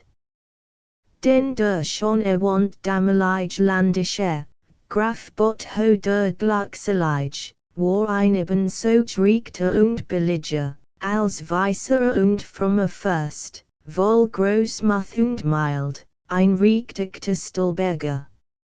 So konnte diesem in der Wiederherstellung des Klosters nichts gelegen sein, der selbst ein Freund und Befürworter der Reformation war, und der verwandte Geist der Zeit bracht es mit sich, die Kloster als einzig Last des Landes, oder wenigstens als unnützlich und überflüssig anzusehen.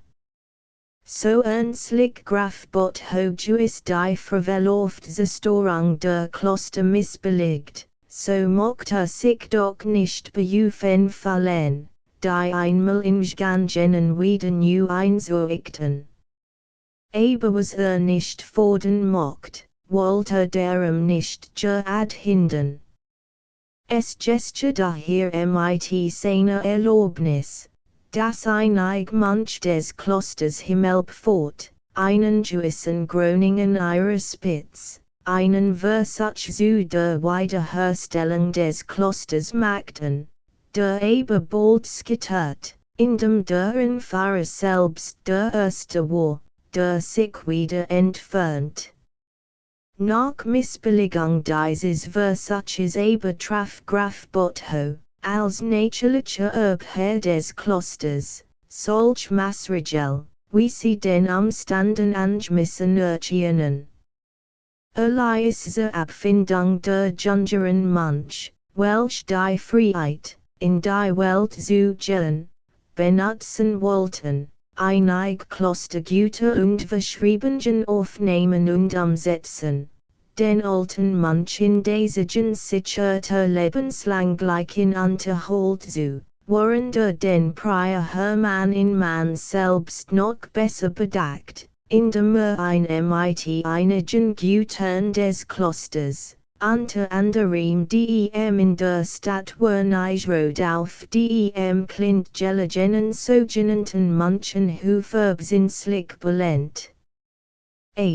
Entschuldigen Sie unterbrach hier der Forster dem Archivers, das war wohl der nach hier sogenannte rechte Hof, in dessen großem Garten wir uns als Schüler so oft gemeldet haben und wo es als ein Probe des Muths galt, wenn sich einer von uns recht weit in den Dunkel untradischen Gang hineinwagt, der nach der Himmelpforte geführt hat. Haben soll, verbessert der Archiver selig, denn das ist für ein bloß Fabel suchten, während allerdings die nachmalige Rektorie der vormalige Mönchenhof war, der, als dem Kloster Himmelpforte angehörig, insofern mit demselben Zusammenhang.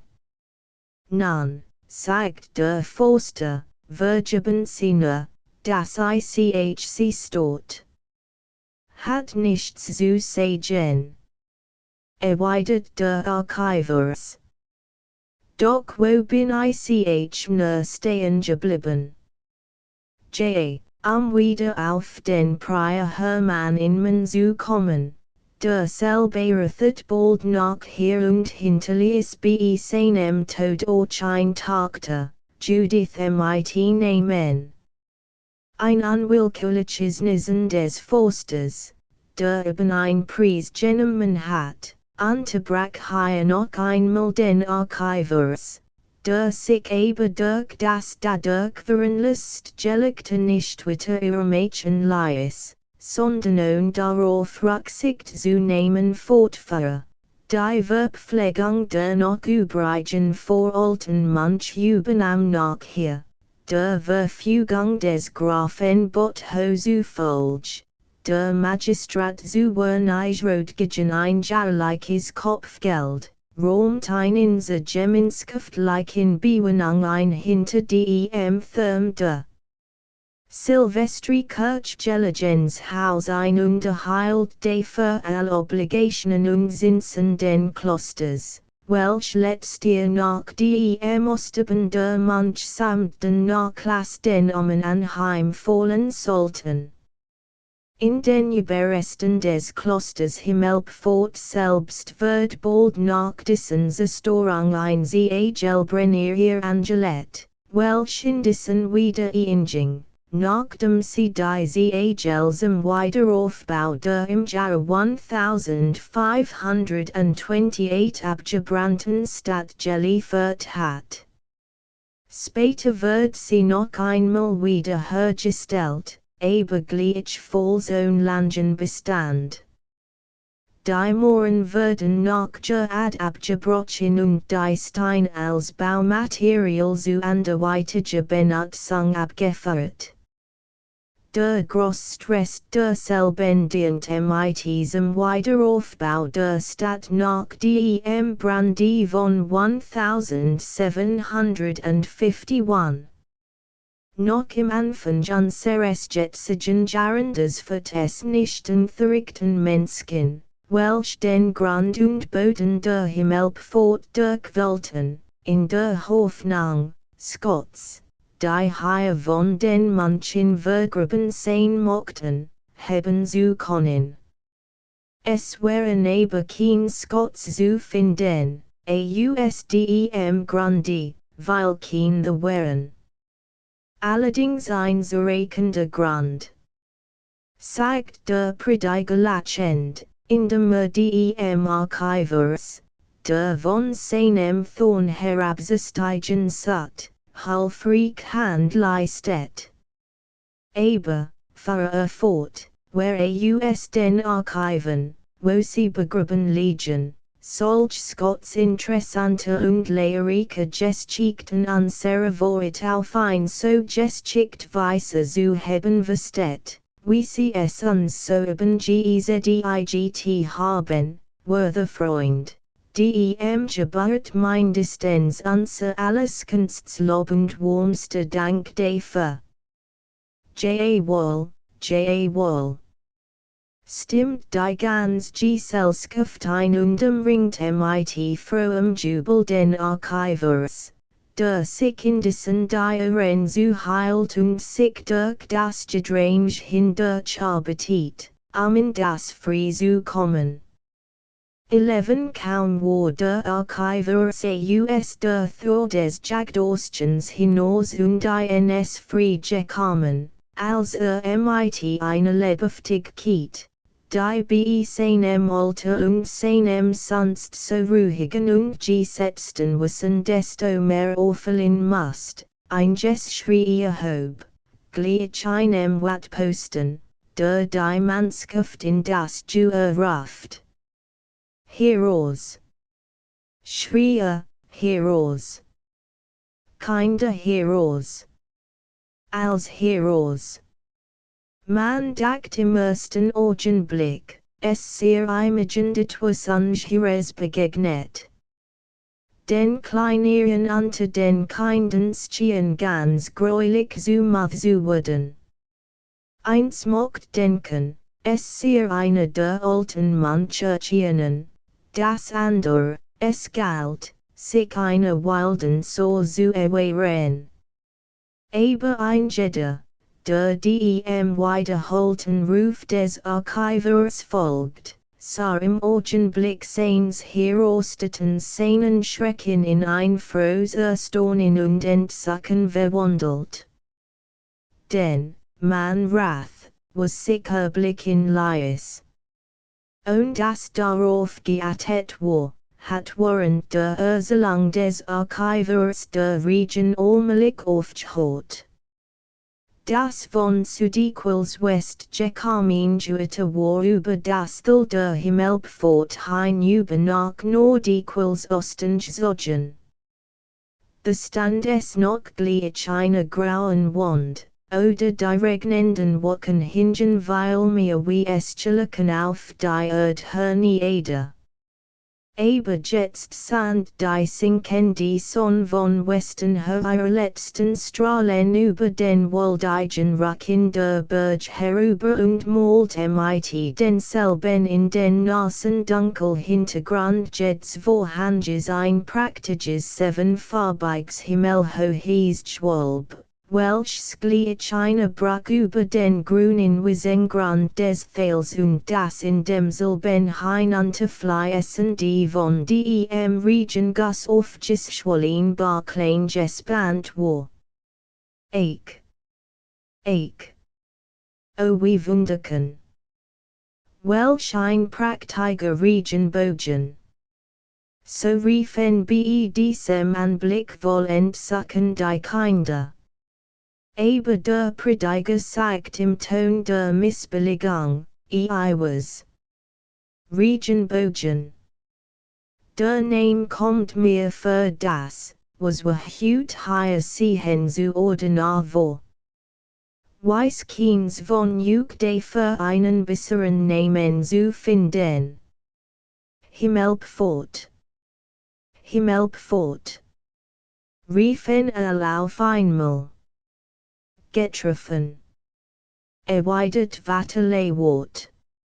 Und, setzte hinzu, weil ihr mein Meinung so gut erraten habt, so will ich euch noch ein kleines Lied dazu sagen, welch sich vorsehen einmal gelernt hab und hoffentlich noch kann. Es heißt, sie habe den Farbenbogen durch die Wolken hingezogen. An der schönen Himmels fortstehen 7 golden Wort.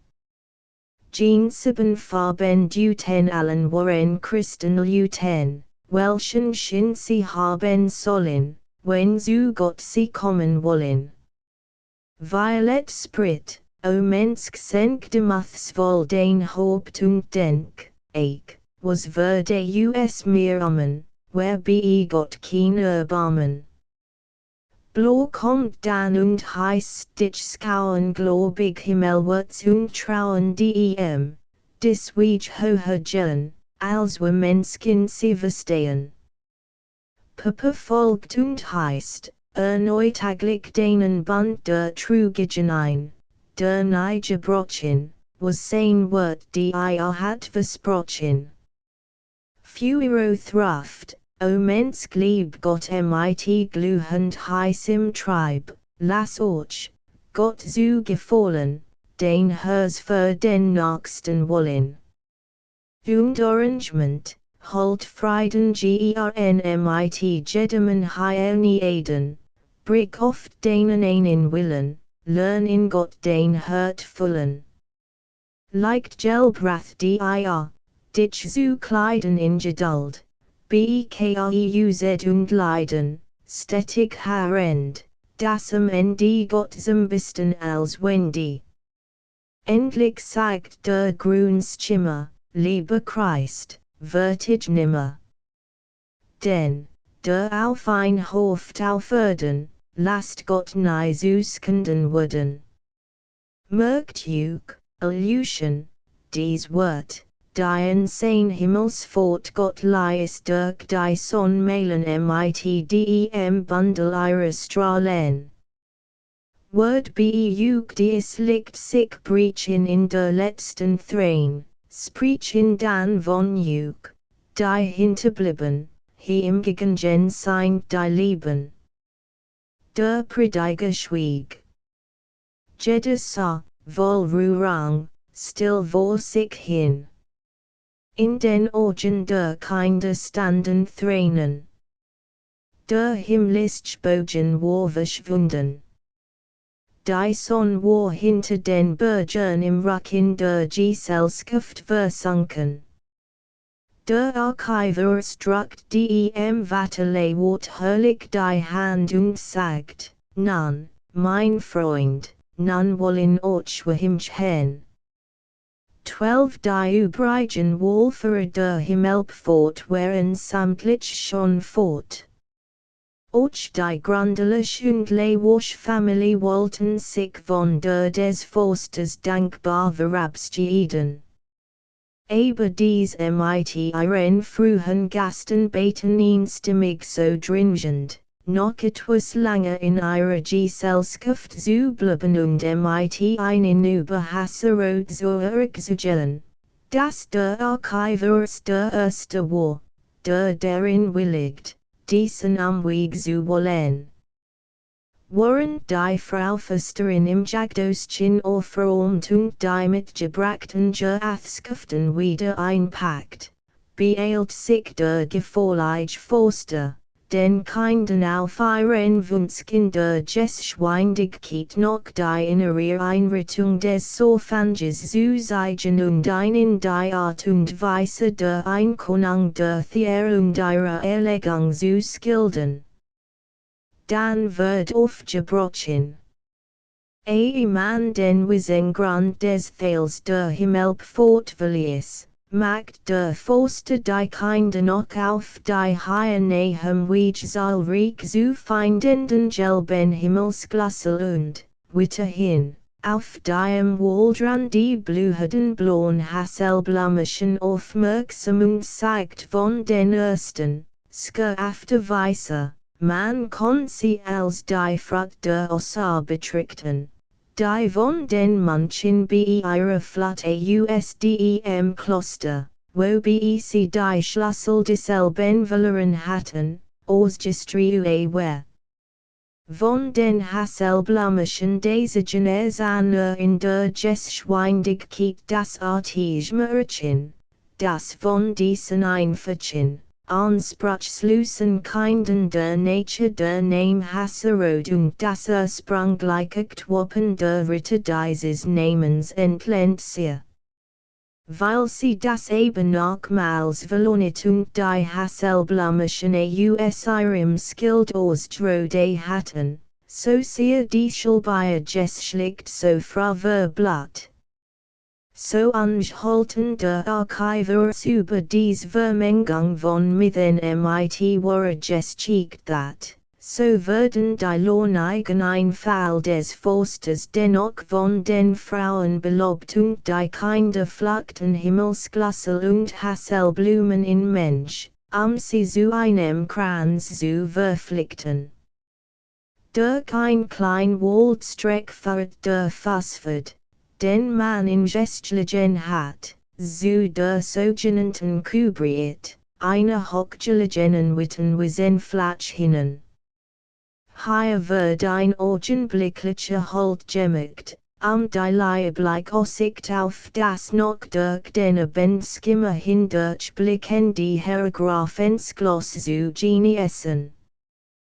Während von jedem in der Gesellschaft im Geist ein herrlicher segnender Bengruß dahin gesandt wurde, hat der Forster anvermerkt ausdem Kab der Magd, die das Gerarth trug, das darin verborgensten Wald hohen hervorgeholt und überrast plötzlich die Gesellschaft mit dem skonen harmonischen Dreiklang.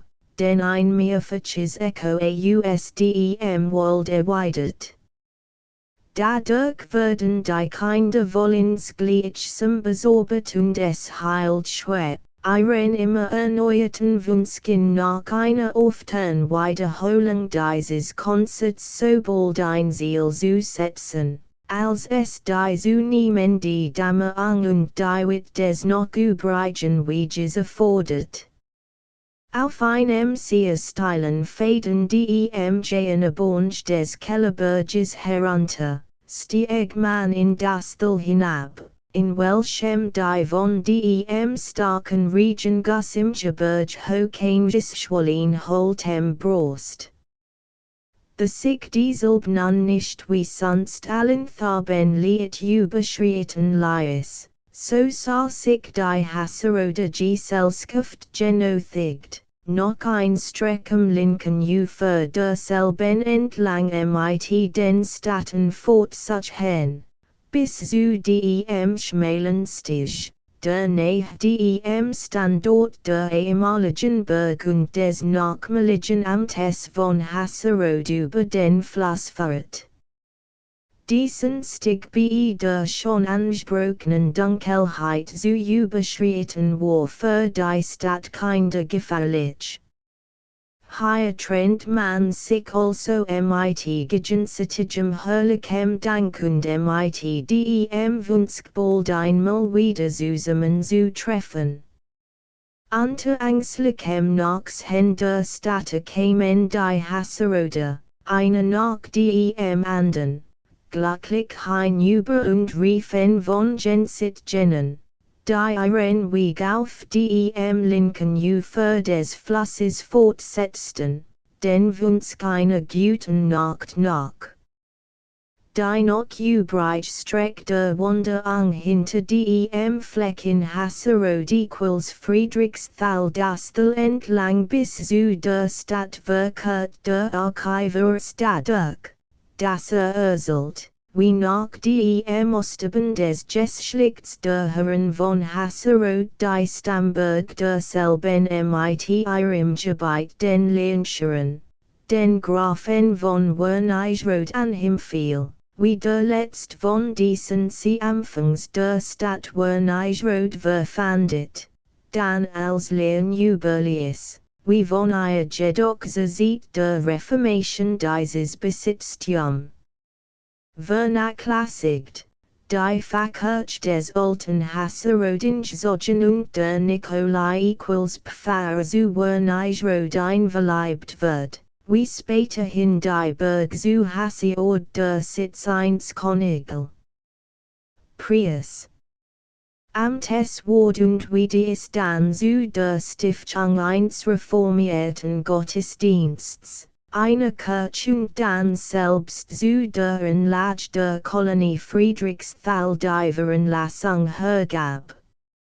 Man sich dessen Versi, wo man am Westen Thorangelang, wo beide Familien Abschied voneinander nahmen, indem die ein wieder in dieses Thoringing, während die andere den Weg nach dem Johannes Thorinsklag.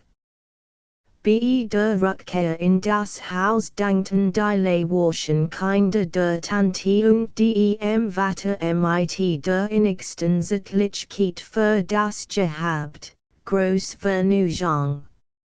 Vaterchen, sagt die kleine Sophie, lass uns doch übers Jahrige wieder nach der Himmelpforte gehen.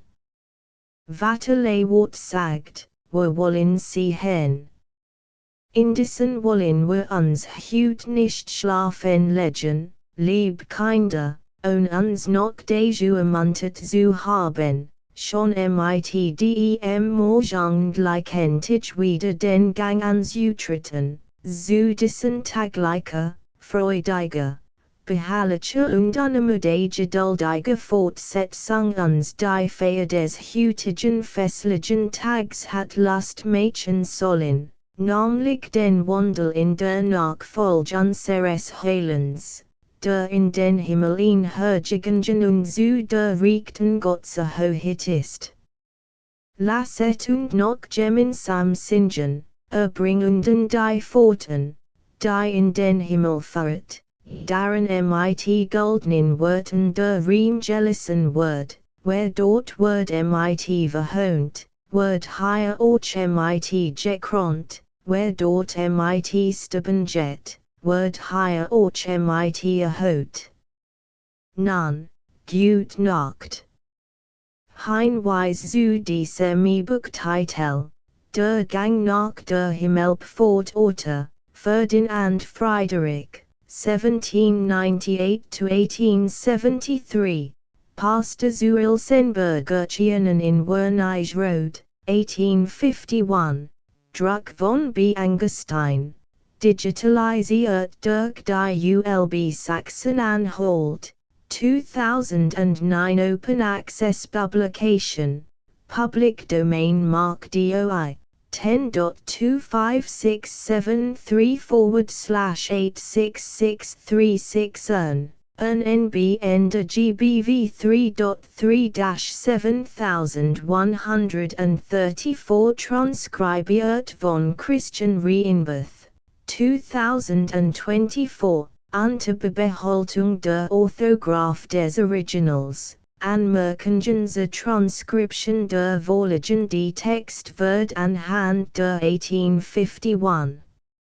Erziehungen durch die ULB Sachsen-Anhalt digitalisierten Buchausgabe so weit wie möglich originalgetreu weitergegeben. Anschwindlich und altertumlich Ausdruck, ZB Tapfern, Rathsglas, Ithum, samtlich oder Koppelungen mit wie Augustiner Eremiten, werden behalten. Sofern die Verstandlichkeit durch dies nicht beeinträchtigt wird. Inconsistent Schreibweisen, ZB Erweiden, gelegentlich Verwendung von Apostrophen vor dem Plural S, werden ebenfalls nicht vereinheitlicht. End of the Project Gutenberg ebook Der Gang nach der Himmelpforte updated editions will replace the previous one, the old editions will be renamed. Creating the works from print editions not protected by U.S. copyright law means that no one owns a United States copyright in these works, so the Foundation, and you, can copy and distribute it in the United States without permission and without paying copyright royalties. Special rules, set forth in the general terms of use part of this license, apply to copying and distributing Project Gutenberg trademark symbol electronic works to protect the Project Gutenberg trademark symbol concept and trademark. Project Gutenberg is a registered trademark, and may not be used if you charge for an ebook, except by following the terms of the trademark license, including paying royalties for use of the Project Gutenberg trademark. If you do not charge anything for copies of this ebook, complying with the trademark license is very easy. You may use this ebook for nearly any purpose such as creation of derivative works, reports, performances and research. Project Gutenberg ebooks may be modified and printed and given away. You may do practically anything in the United States with ebooks not protected by U.S. copyright law. Redistribution is subject to the trademark license, especially commercial redistribution. Start. Full license. The full Project Gutenberg license. Please read this before you distribute or use this work to protect the Project Gutenberg trademark symbol mission of promoting the free distribution of electronic works, by using or distributing this work, or any other work associated in any way with the phrase Project Gutenberg. You agree to comply with all the terms of the full Project Gutenberg trademark symbol license available with this file or online at www.gutenberg.org/license. Section 1. General Terms of Use and Redistributing Project Gutenberg Trademark Symbol Electronic Works 1.0. By reading or using any part of this Project Gutenberg trademark symbol electronic work, you indicate that you have read, understand, agree to and accept all the terms of this license and intellectual property, trademark/copyright, agreement.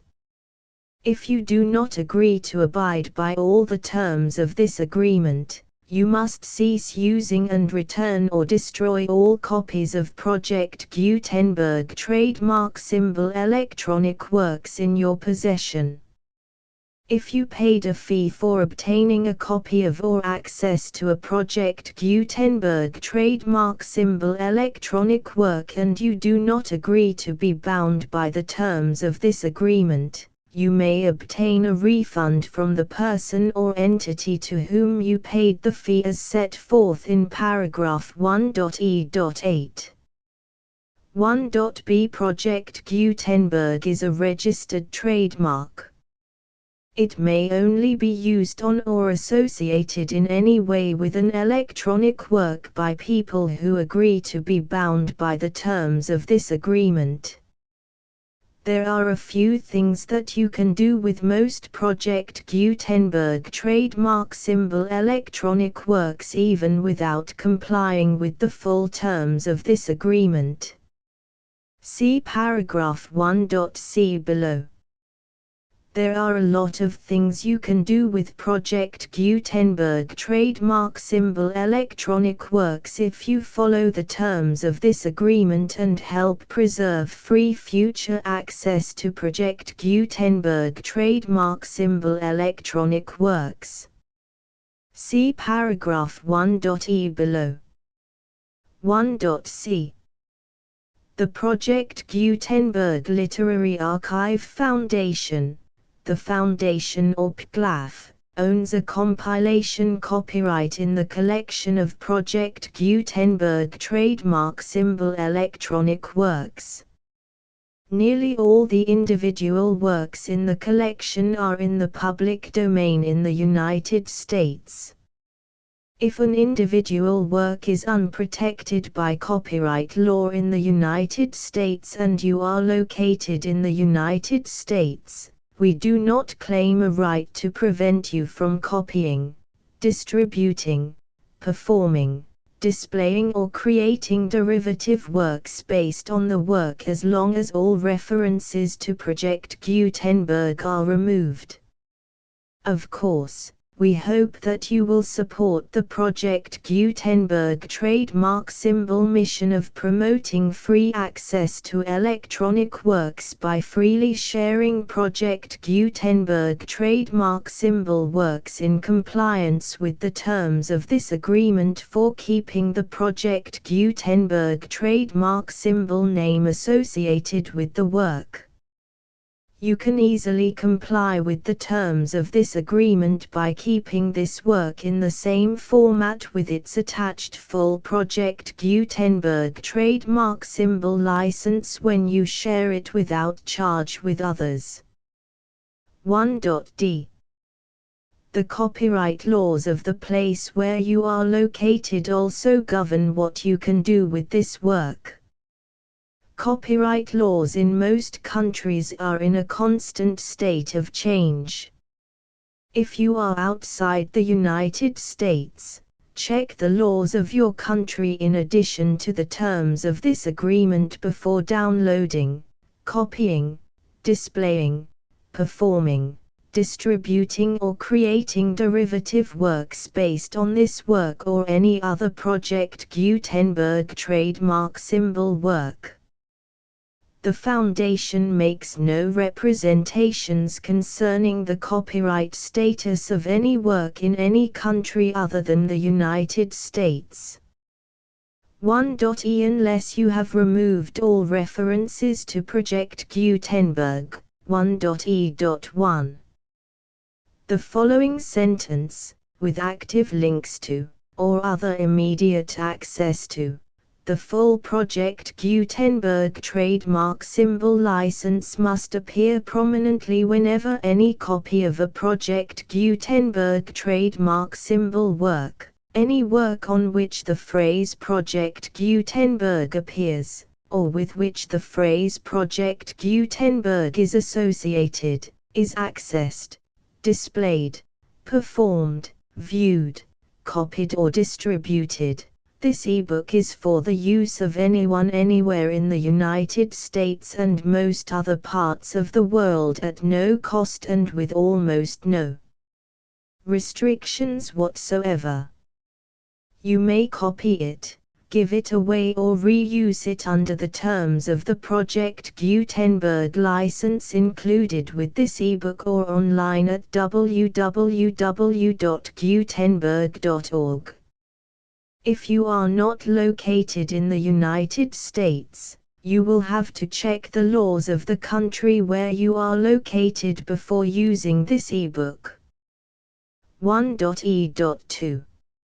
If an individual Project Gutenberg trademark symbol electronic work is derived from texts not protected by U.S. copyright law, does not contain a notice indicating that it is posted with permission of the copyright holder, the work can be copied and distributed to anyone in the United States without paying any fees or charges. If you are redistributing or providing access to a work with the phrase Project Gutenberg associated with or appearing on the work, You must comply either with the requirements of paragraphs 1.e.1 through 1.e.7 or obtain permission for the use of the work and the Project Gutenberg trademark symbol trademark as set forth in paragraphs 1.e.8 or 1.e.9. 1.e.3. If an individual Project Gutenberg trademark symbol electronic work is posted with the permission of the copyright holder, your use and distribution must comply with both paragraphs 1.e.1 through 1.e.7 and any additional terms imposed by the copyright holder. Additional terms will be linked to the Project Gutenberg trademark symbol license for all works posted with the permission of the copyright holder found at the beginning of this work. 1.e.4. Do not unlink or detach or remove the full Project Gutenberg trademark symbol license terms from this work, or any files containing a part of this work or any other work associated with Project Gutenberg trademark symbol. 1.e.5. Do not copy, display, perform, distribute or redistribute this electronic work, or any part of this electronic work, without prominently displaying the sentence set forth in paragraph 1.e.1 with active links or immediate access to the full terms of the Project Gutenberg trademark symbol license. 1.e.6. You may convert to and distribute this work in any binary, compressed, marked up, non-proprietary or proprietary form, including any word processing or hypertext form. However, if you provide access to or distribute copies of a Project Gutenberg trademark symbol work in a format other than plain vanilla ASCII or other format used in the official version posted on the official Project Gutenberg trademark symbol website, www.gutenberg.org, you must, at no additional cost, fee or expense to the user, provide a copy, a means of exporting a copy, or a means of obtaining a copy upon request, of the work in its original plain vanilla ASCII or other form. Any alternate format must include the full Project Gutenberg trademark symbol license as specified in paragraph 1.e.1. 1.e.7. Do not charge a fee for access to, viewing, displaying, performing, copying or distributing any Project Gutenberg trademark symbol works unless you comply with paragraph 1.e.8 or 1.e.9.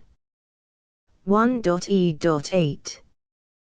You may charge a reasonable fee for copies of or providing access to or distributing Project Gutenberg trademark symbol electronic works provided that you pay a royalty fee of 20% of the gross profits you derive from the use of Project Gutenberg trademark symbol works calculated using the method you already use to calculate your applicable taxes. The fee is owed to the owner of the Project Gutenberg trademark symbol trademark, but he has agreed to donate royalties under this paragraph to the Project Gutenberg Literary Archive Foundation. Royalty payments must be paid within 60 days following each date on which you prepare, or are legally required to prepare, your periodic tax returns. Royalty payments should be clearly marked as such and sent to the Project Gutenberg Literary Archive Foundation at the address specified in Section 4, Information about donations to the Project Gutenberg Literary Archive Foundation. You provide a full refund of any money paid by a user who notifies you in writing, or by email, within 30 days of receipt that S/he does not agree to the terms of the full Project Gutenberg trademark symbol license. You must require such a user to return or destroy all copies of the works possessed in a physical medium and discontinue all use of and all access to other copies of Project Gutenberg trademark symbol works. You provide, in accordance with paragraph 1.f.3, a full refund of any money paid for a work or a replacement copy, if a defect in the electronic work is discovered and reported to you within 90 days of receipt of the work. You comply with all other terms of this agreement for free distribution of Project Gutenberg trademark symbol works. 1.e.9. If you wish to charge a fee or distribute a Project Gutenberg trademark symbol electronic work or group of works on different terms than are set forth in this agreement, you must obtain permission in writing from the Project Gutenberg Literary Archive Foundation, the manager of the Project Gutenberg trademark symbol trademark. Contact the Foundation as set forth in Section 3 below. 1.f1.f.1 Project Gutenberg volunteers and employees expend considerable effort to identify, do copyright research on, transcribe and proofread works not protected by U.S. copyright law in creating the Project Gutenberg trademark symbol collection. Despite these efforts, Project Gutenberg trademark symbol electronic works, and the medium on which they may be stored, may contain defects such as, but not limited to, incomplete, inaccurate or corrupt data, transcription errors, a copyright or other intellectual property infringement, a defective or damaged disk or other medium, a computer virus, or computer codes that damage or cannot be read by your equipment. 1.f.2 Limited warranty, disclaimer of damages, except for the right of replacement or refund described in paragraph 1.f.3, the Project Gutenberg Literary Archive Foundation, the owner of the Project Gutenberg trademark symbol trademark, and any other party distributing a Project Gutenberg trademark symbol electronic work under this agreement, disclaim all liability to you for damages, costs and expenses, including legal fees. You agree that you have no remedies for negligence, strict liability, breach of warranty or breach of contract except those provided in paragraph 1.f.3. You agree that the Foundation, the trademark owner, and any distributor under this agreement will not be liable to you for actual, direct, indirect, consequential, punitive or incidental damages even if you give notice of the possibility of such damage. 1.f.3 Limited right of replacement or refund. If you discover a defect in this electronic work within 90 days of receiving it, you can receive a refund of the money, if any, you paid for it by sending a written explanation to the person you received the work from. If you received the work on a physical medium, you must return the medium with your written explanation. The person or entity that provided you with the defective work may elect to provide a replacement copy in lieu of a refund. If you received the work electronically, the person or entity providing it to you may choose to give you a second opportunity to receive the work electronically in lieu of a refund. If the second copy is also defective, you may demand a refund in writing without further opportunities to fix the problem. 1.f.4. Except for the limited right of replacement or refund set forth in paragraph 1.f.3, this work is provided to you as is, with no other warranties of any kind, express or implied, including but not limited to warranties of merchantability or fitness for any purpose. 1.f.5. Some states do not allow disclaimers of certain implied warranties or the exclusion or limitation of certain types of damages. If any disclaimer or limitation set forth in this agreement violates the law of the state applicable to this agreement, the agreement shall be interpreted to make the maximum disclaimer or limitation permitted by the applicable state law. The invalidity or unenforceability of any provision of this agreement shall not void the remaining provisions. 1.f.6.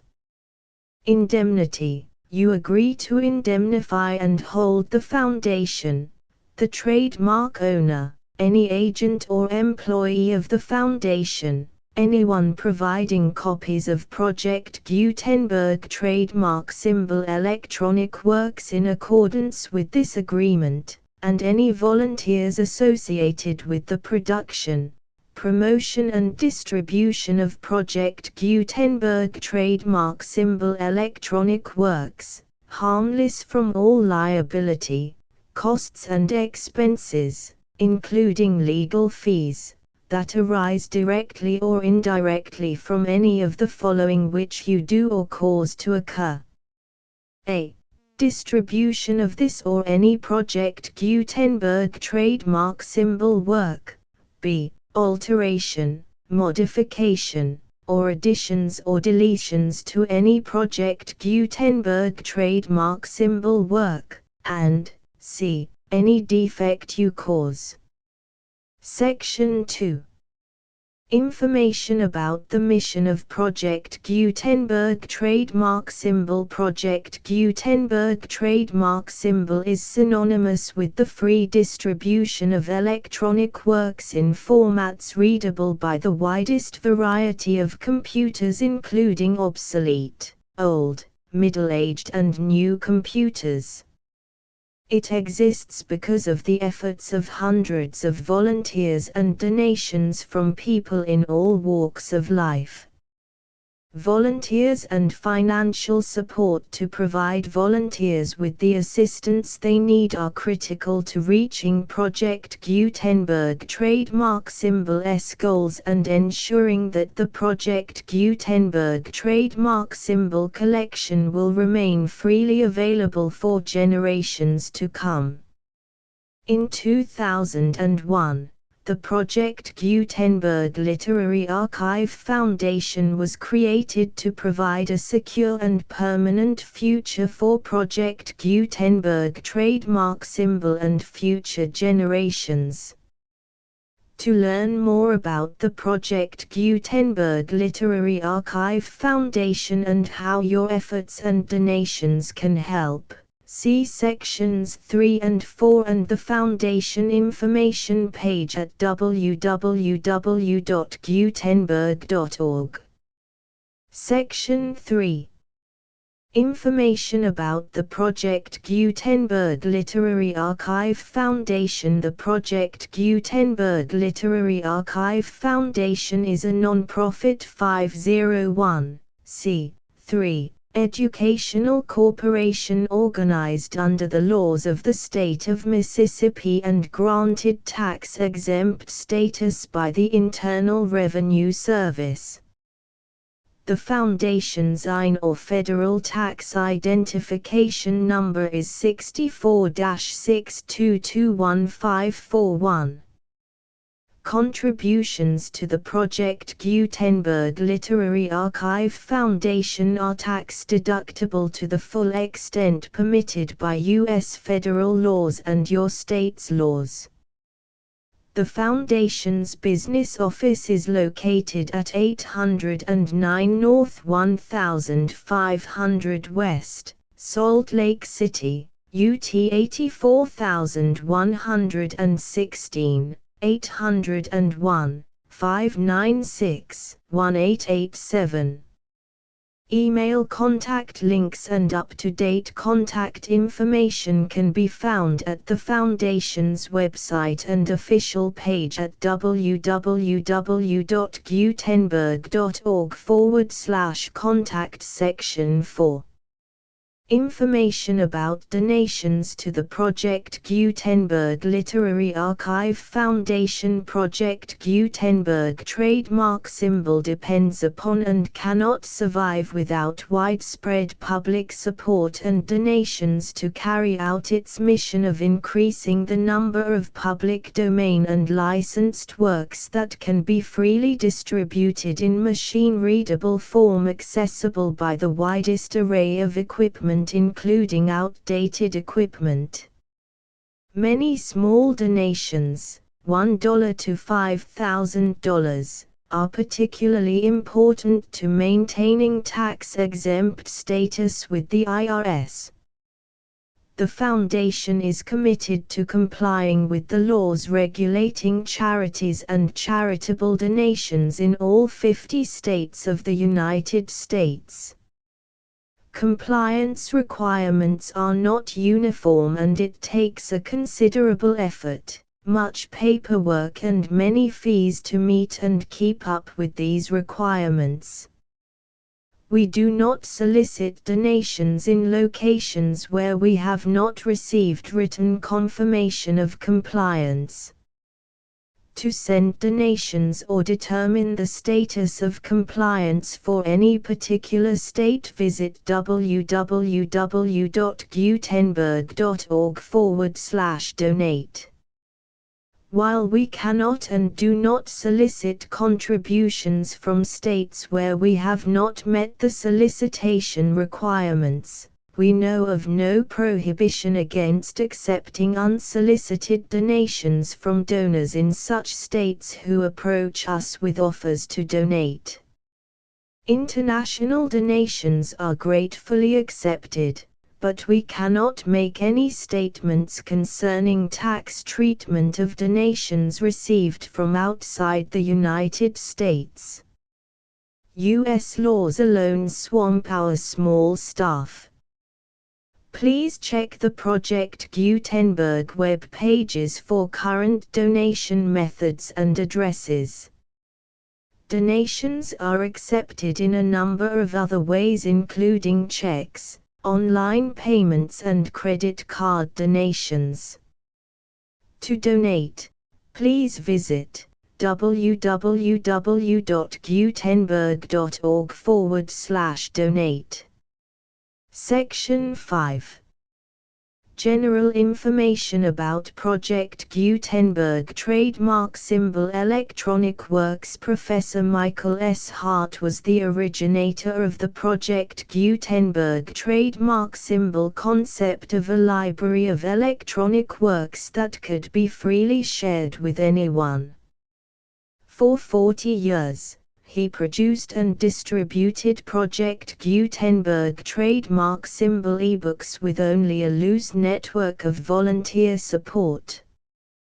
Project Gutenberg trademark symbol ebooks are often created from several printed editions, all of which are confirmed as not protected by copyright in the US unless a copyright notice is included. Thus, we do not necessarily keep ebooks in compliance with any particular paper edition.